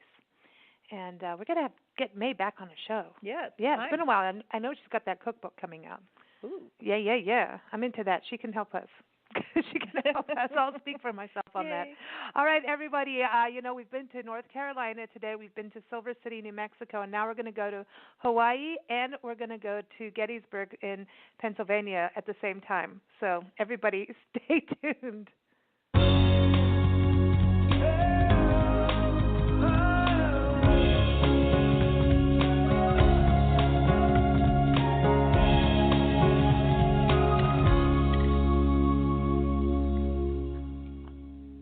The National Parks Arts Foundation has this amazing artist in residence program where artists, musicians, poets, writers, filmmakers, dancers, whatever you do in the arts, it's acceptable. Basically, it covers all mediums of art. You can stay in a national park area for a month as an artist in residence. So very unique in that artists can go stay like at the Dry Tortugas out in Florida on this remote island, or you could be hanging out at a volcano in Hawaii. But today we're going to Gettysburg because they have a really unique program there. Not only is there a program for artists, but there is one just for poets and one for veterans as well. And so, it's in a military park. Who would have thought that would happen, So it's pretty incredible. So go to nationalparksartsfoundation.org, especially for anybody in the arts. Check that out because they really have amazing programs. They're also on Facebook and Twitter, and especially for those who are signing up to, apply for one of these amazing programs, get their newsletter because these opportunities come and go real fast. It's all got to do with grants, but you want to jump on those opportunities when you see them. So we're excited because we have Tanya Ortega back on the show. She is the founder of the National Parks Arts Foundation. We also have poet and printmaker Julie Swartzstadt Johnson joining us, who's from Tucson. Well, she's based in Tucson here where we are, and she's in Gettysburg today, and she is the poet in residence at Gettysburg National Military Park. Welcome to the show, Julie. How are you? Doing well, yeah. Thank you so much for having me. It is really funny to be sitting here in Pennsylvania talking to you in Tucson where I normally would be. But, yeah, it's been amazing to be here in Pennsylvania so far. Well, yeah, ever since you left, we got snow in the mountains. What did you do? I know. It was such a warm winter, and now that I'm gone, here it comes. That's amazing. I'm very excited because I know that you've done a lot of work out there, too, as part of your writing and research and the history, so I know this is an exciting time for you. I want to bring Tanya on the show, and you never know where Tanya is. I believe she's on an island somewhere. Tanya, how are you doing? Good morning, everybody. I'm doing great. I'm in Hawaii right now. Yay. Nice. She's on an island. Yay. There it is.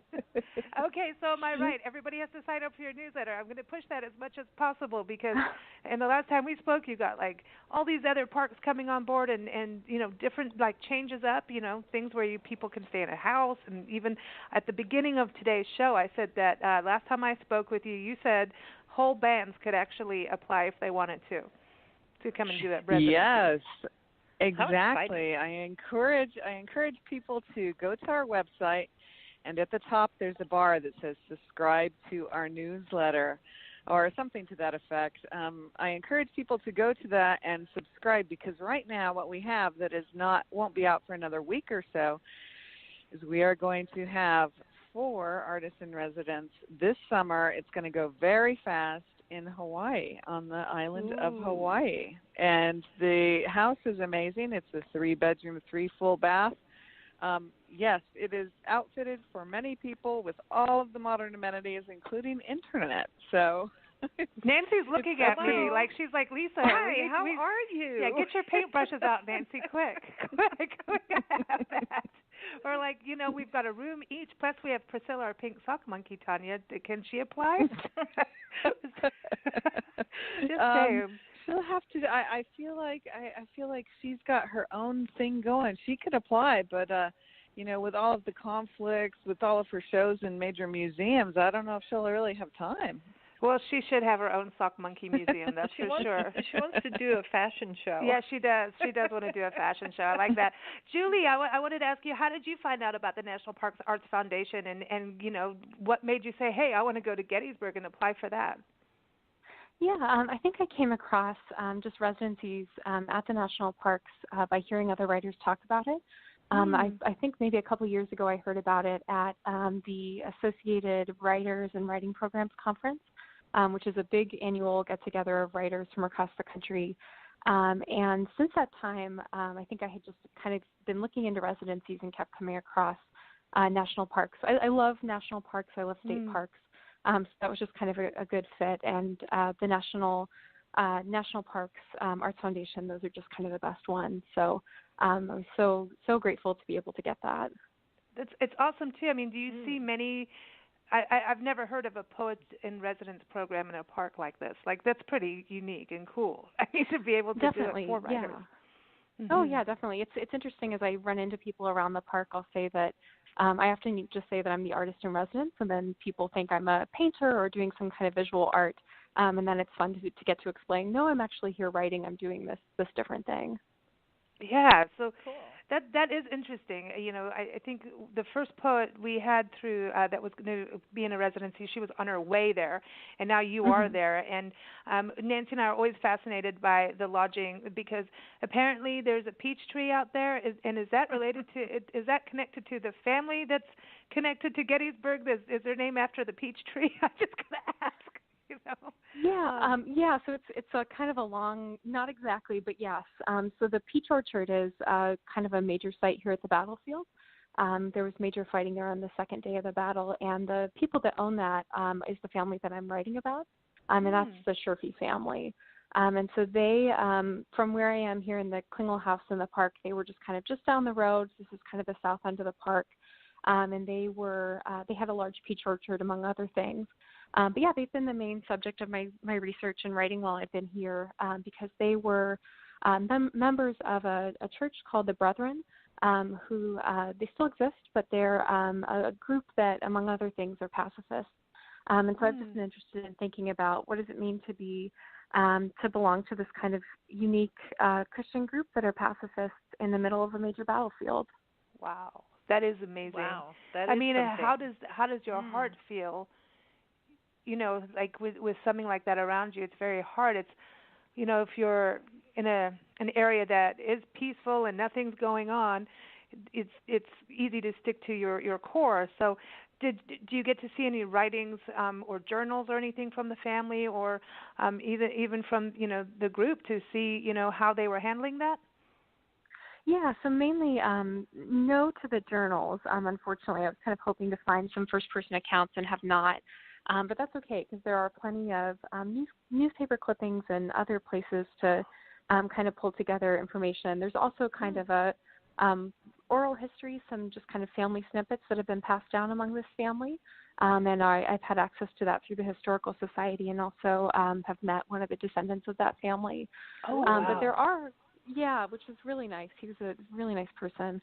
But yeah, there's writings from the individual church here. They had kind of a record book, and then also from that larger denomination.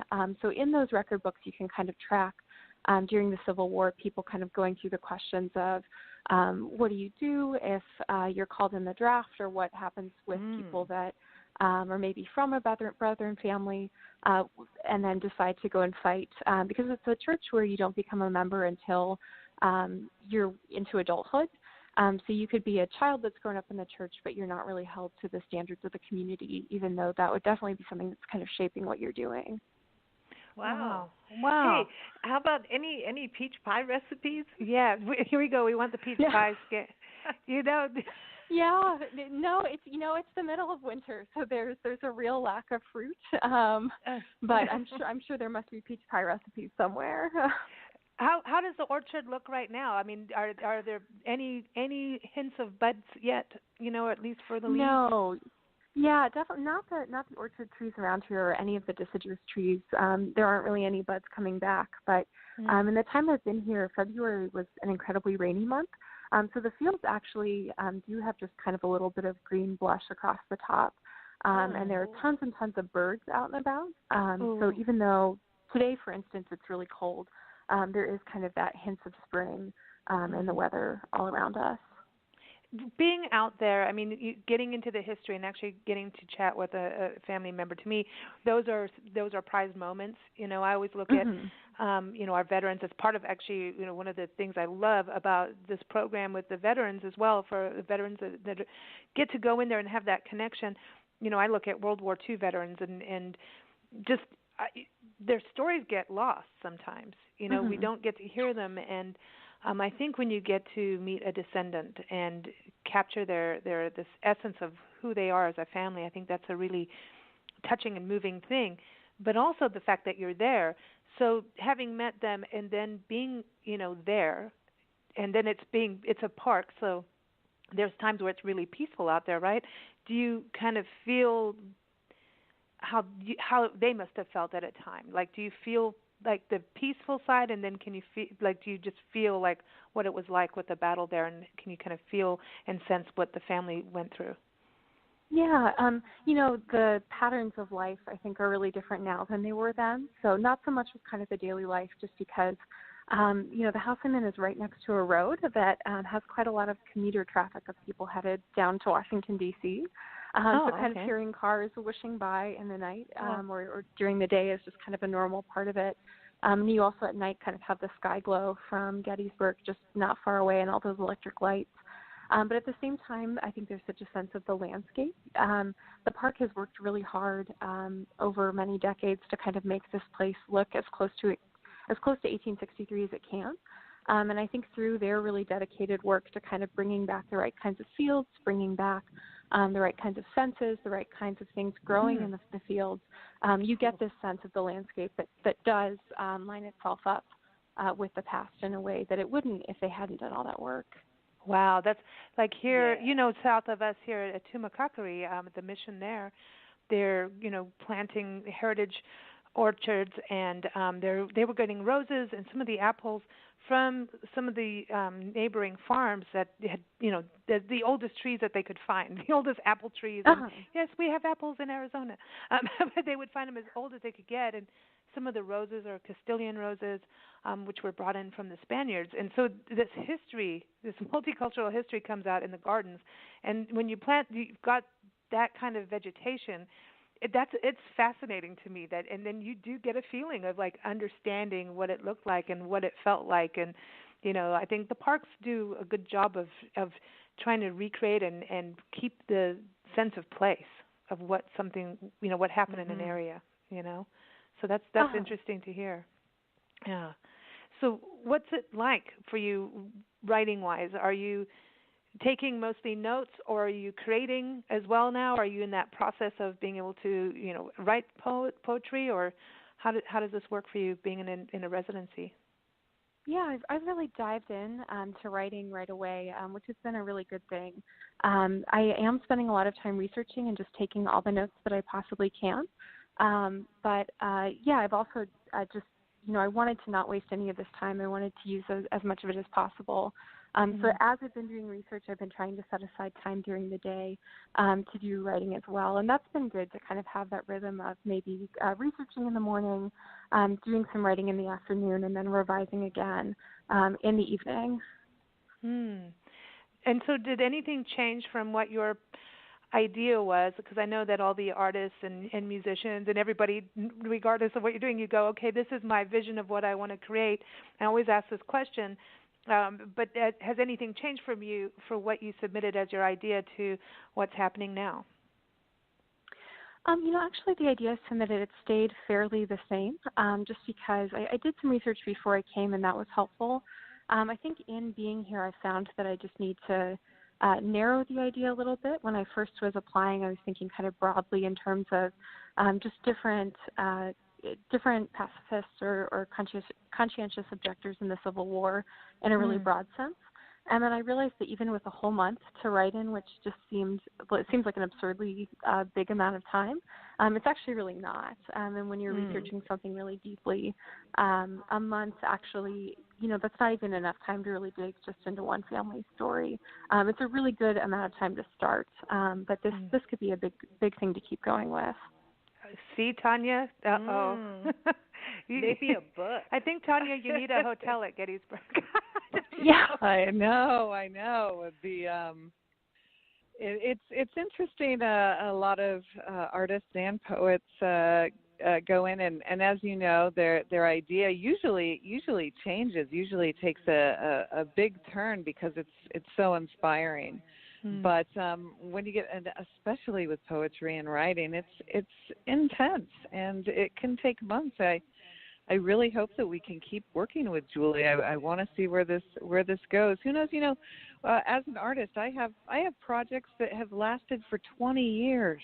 Wow. And yes, they have exhibits and this and that, but they just don't seem to end for good reason, because there's so much to be inspired by and information. Yeah, and passion. Exactly.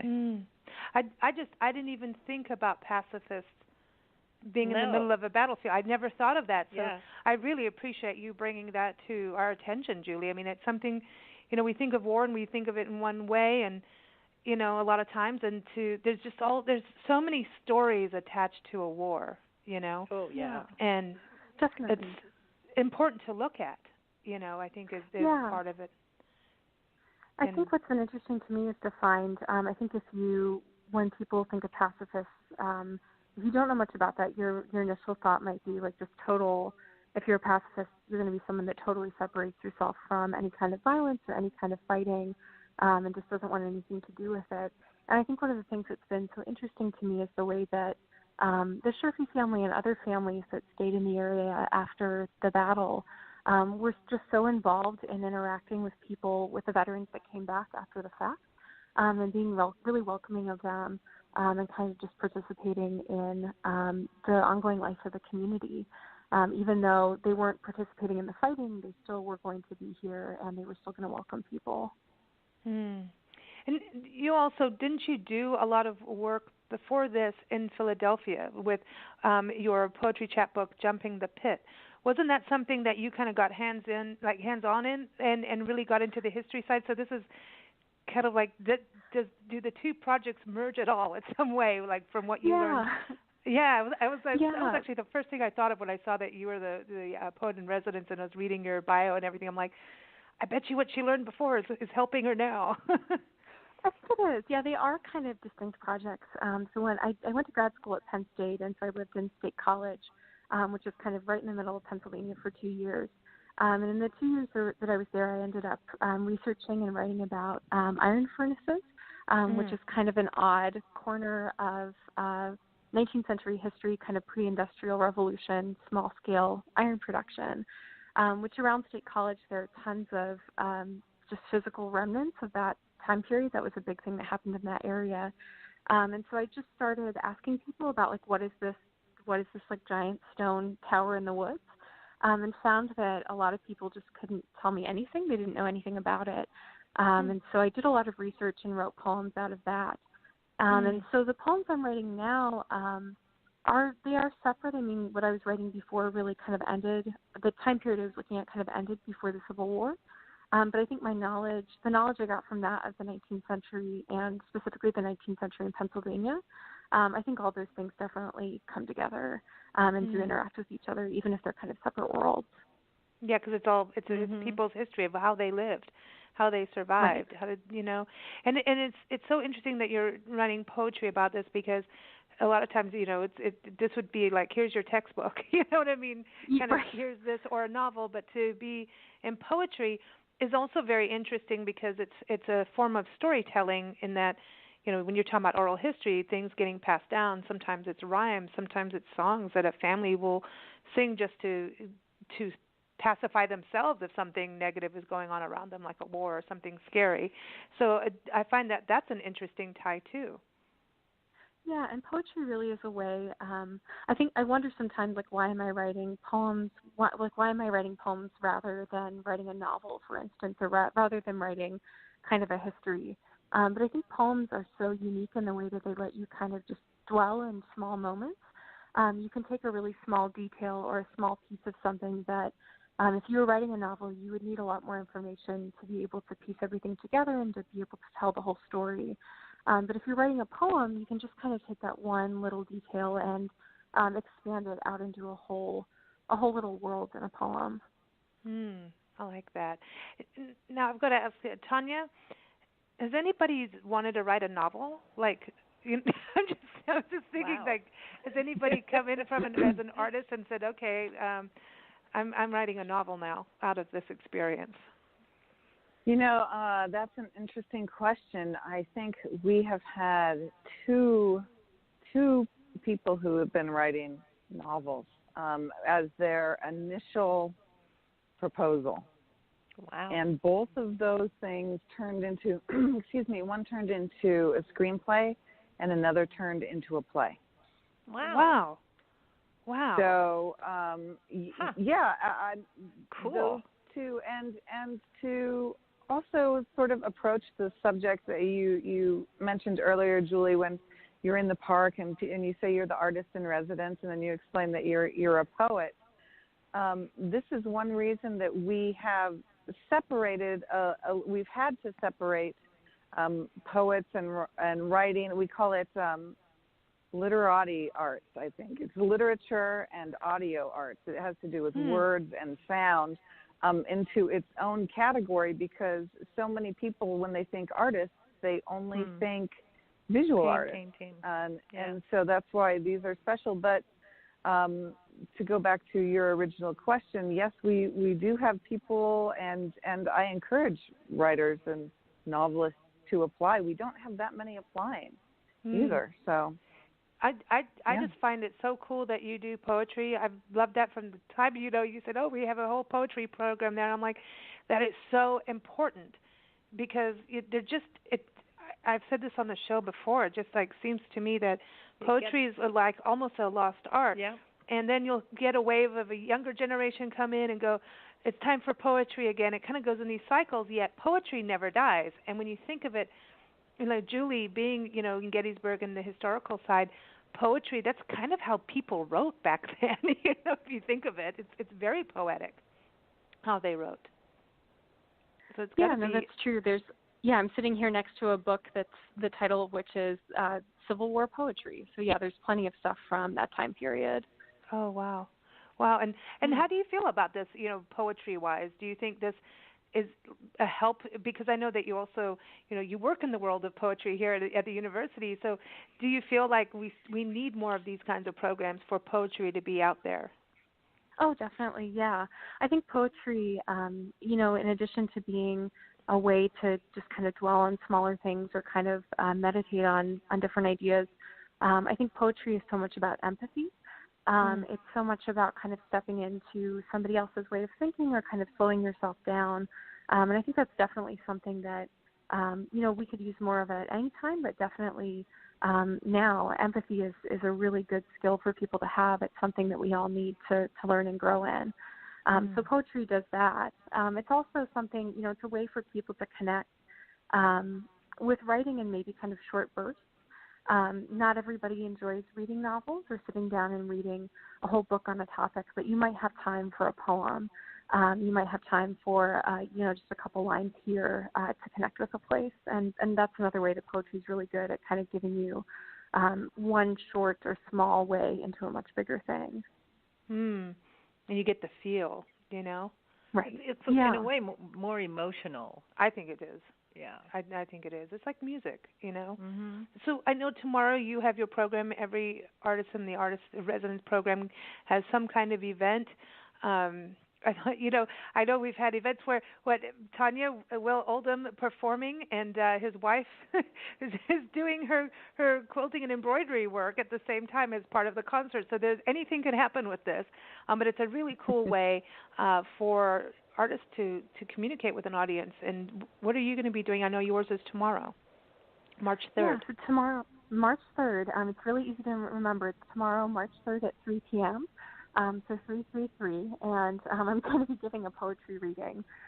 So it'll be about an hour long, and I will read some of those poems from Jumping the Pit, which is the book that we were talking about related to iron furnaces. I'll also read some other work that I've written over the past couple of years that relates to Pennsylvania. And then I'll also talk about and read some of the new poems that I've written while I've been here. Cool. So will you read a poem for us? Sure, yeah. I'm like, please, yes, Julie, please. Yeah. I've got a poem here ready to go. So this is a poem that I wrote maybe like a week ago. So this is one of the ones I've written while I'm here. And the title of this poem is They Return Home July 7th, 1863. And just some background context. So during the battle, most of the civilians in the farms where the battlefield is or was left just because it's not a good place to be when that kind of fighting is happening. And so the Sherpy house, the Sherpies leave kind of in 2 different days, and then really intense fighting happens actually inside their house and all around it. Their barn is burnt. There are bullet holes that are actually still in the house. There was a cannonball that was kind of sunk into a cherry tree. There's just intense, really intense devastation that they come back to.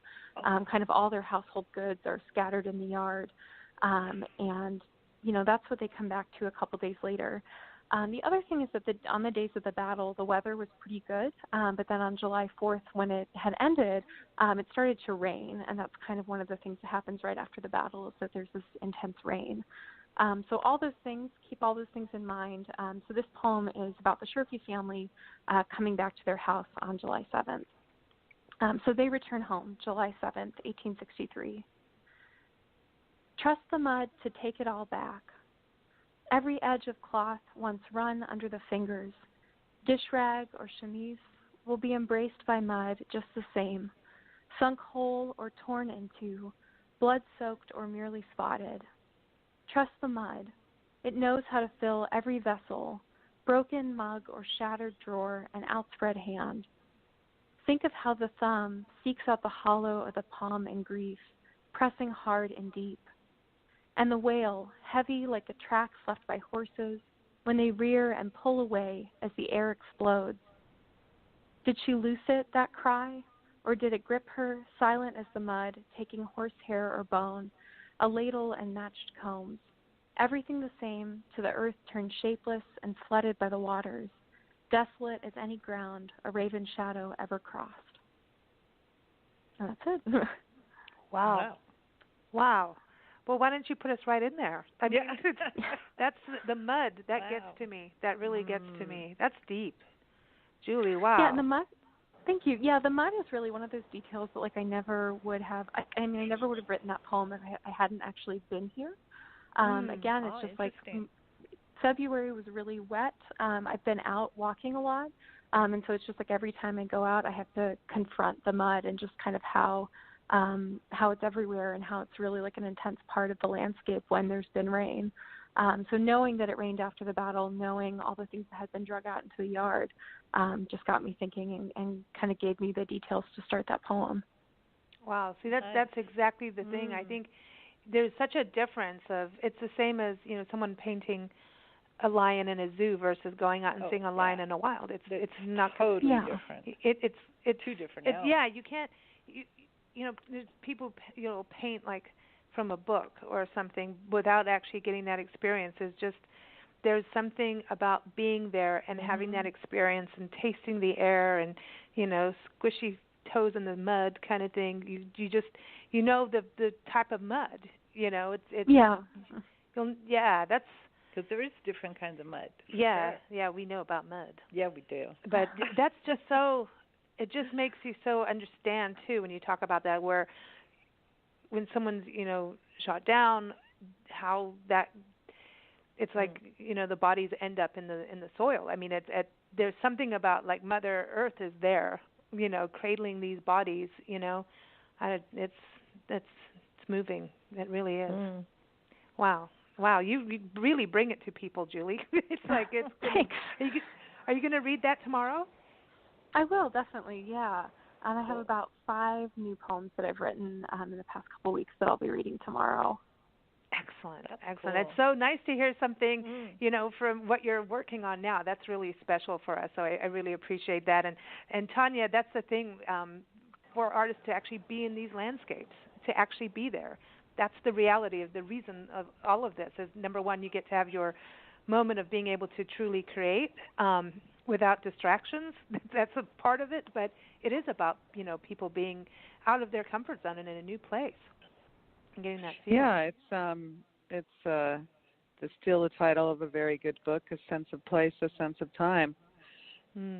Yeah. That poem was beautiful, Julie. Thank you.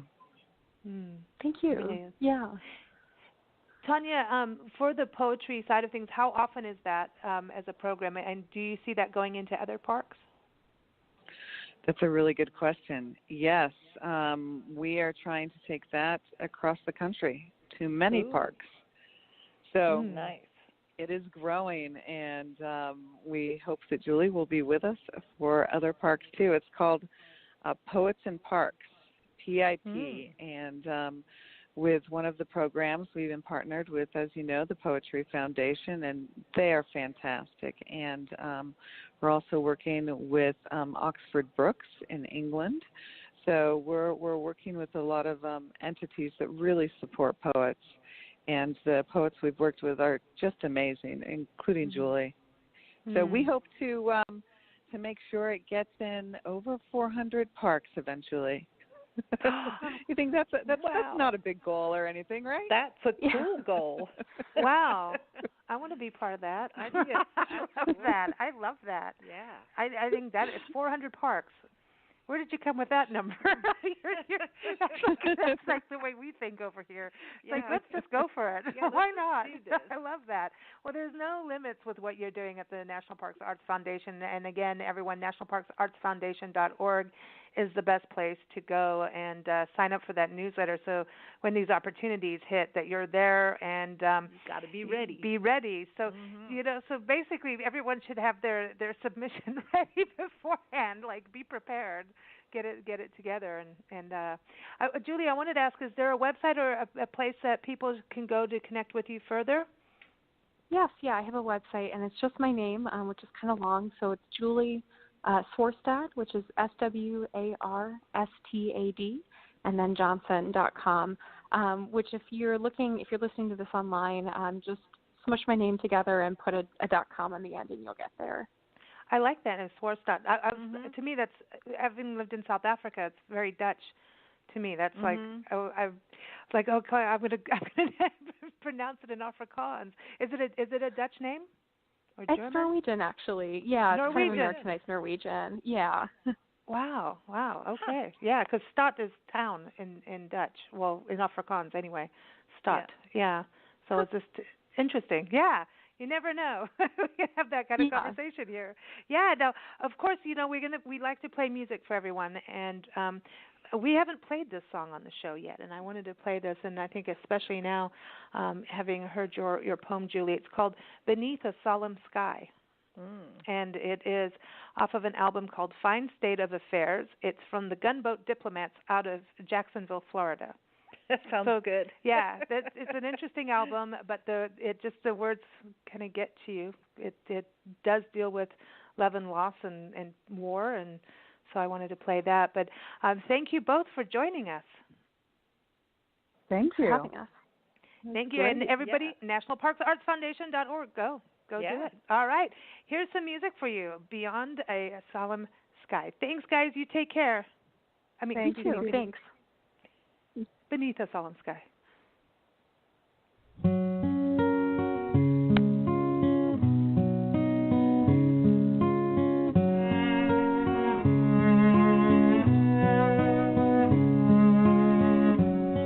By a brown and withered garden,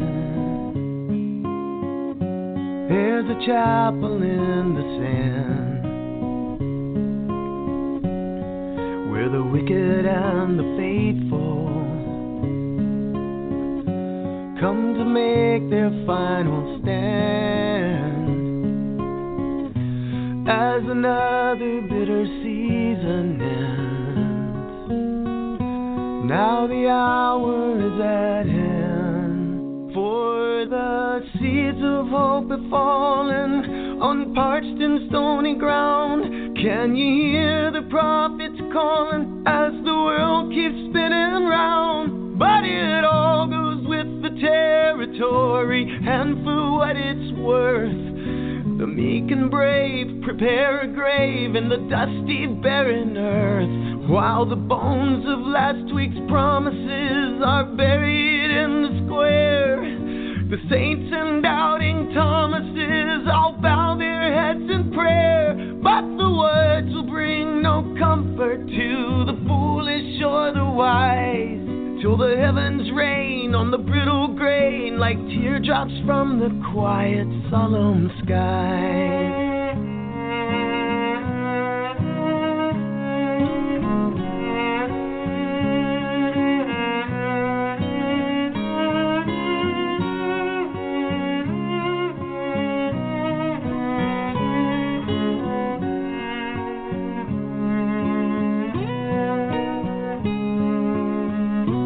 Now the thunder clouds are gathering, a shadow on the land. So rejoice, you sons and daughters, but wouldn't it be rich if the holy healing waters soon undermined the bridge, rushing up to breach the levee on that long and fateful day, till the rising flood made it clear as mud, all the sins are washed away, down the ancient winding river to the dark and briny sea. Now these old foundations shiver at the sacred memory of that brief and blessed moment when Providence supplied a sad lament for the penitent who are damn well sanctified.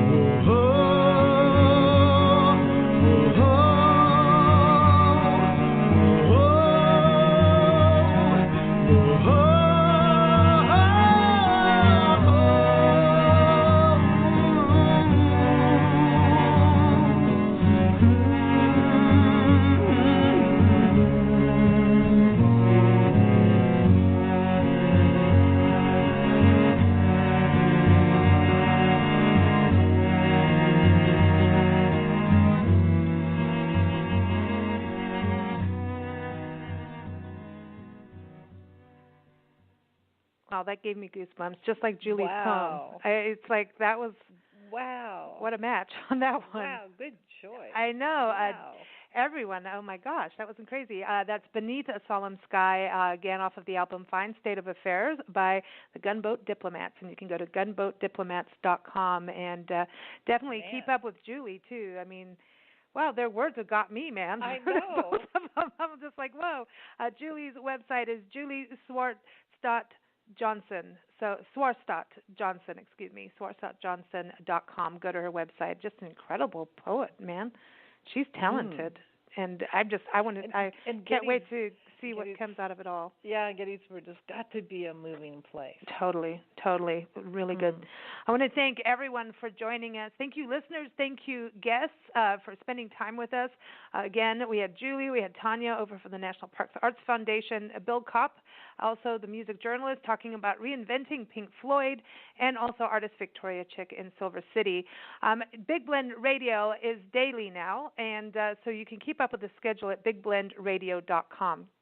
Typically Monday through Thursday, the shows air at 4 p.m. Pacific Time, 7 p.m. Eastern Time, and Friday, Saturday, and Sunday at 11 a.m. Pacific Time, 2 p.m. Eastern Time, more of a shorter format. But you never know. Things change around here because why not? We're the Blend. We can do what we want. Well, change things up if we want to a little bit. So anyway, again, bigblendradio.com is the best place to get the show dates, and you can listen to shows live or anytime, especially through here on Blog Talk Radio, on Spreaker.com as well. Those are our two main outlets for that. And, again, bigblendradio.com. So our next show is March 3rd, Saturday. You hear about spring in San Benito County. It's a beautiful area right outside Pinnacles National Park in Central California. And Julie Vieira, the CEO of the San Benito County Chamber of Commerce and Visitors Bureau, talks about all the different events and festivals and parks and hiking and all that good stuff out there. Sunday, March 4th, we have more music and authors. We have Brad Parks, the author of Closer Than You Know, joining us. Really a good author, well known. And Swedish singer-songwriter John Magnuson is back on the show with his brand new EP. And all you rock and rollers out there, Wishbone Ash guitarist and songwriter Andy Powell is on the show. Very exciting. Wishbone Ash will be touring the country, and they're known for playing the double neck guitars. Oh, cool. Yeah, they started it, and it's an amazing, amazing band. And they've also re-released some archival albums. So very cool stuff happening there. Then March 5th, we have more music. We're going to Nashville and then to Kentucky. Nashville singer-songwriter Jeremy Parsons is on the show, and then we have a conversation with Stephanie McMillan from the Springfield Tourism Commission out in central Kentucky, talking about what there is to see and do out in the land of bourbon, horses, and history. And we'll be seeing her soon. Everyone, again, you can keep up with us at bigblendradio.com, and we're going to close with a little bit of music, because that's what we do. So keeping in that theme of what we were doing over in Gettysburg, I think we should play Calling All the Saints. This is from Dino Jag out in Australia. One of our favorite songs. He's an incredible vocalist, singer-songwriter. His latest EP is called Breakthrough, and it's out now. And you can go to dinojag.com. But here it is, Calling All the Saints. Take care. Here I go. I know. Oh, I know. It's too late. I've lost tomorrow.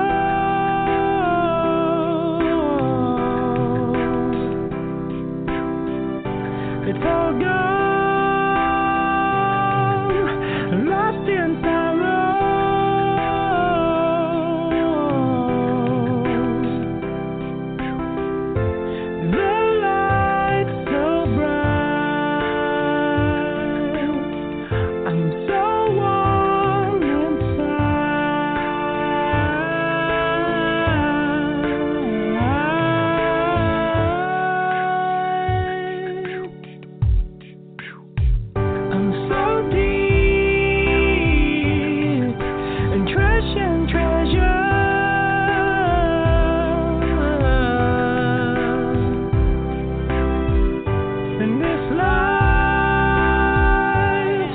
It's gone.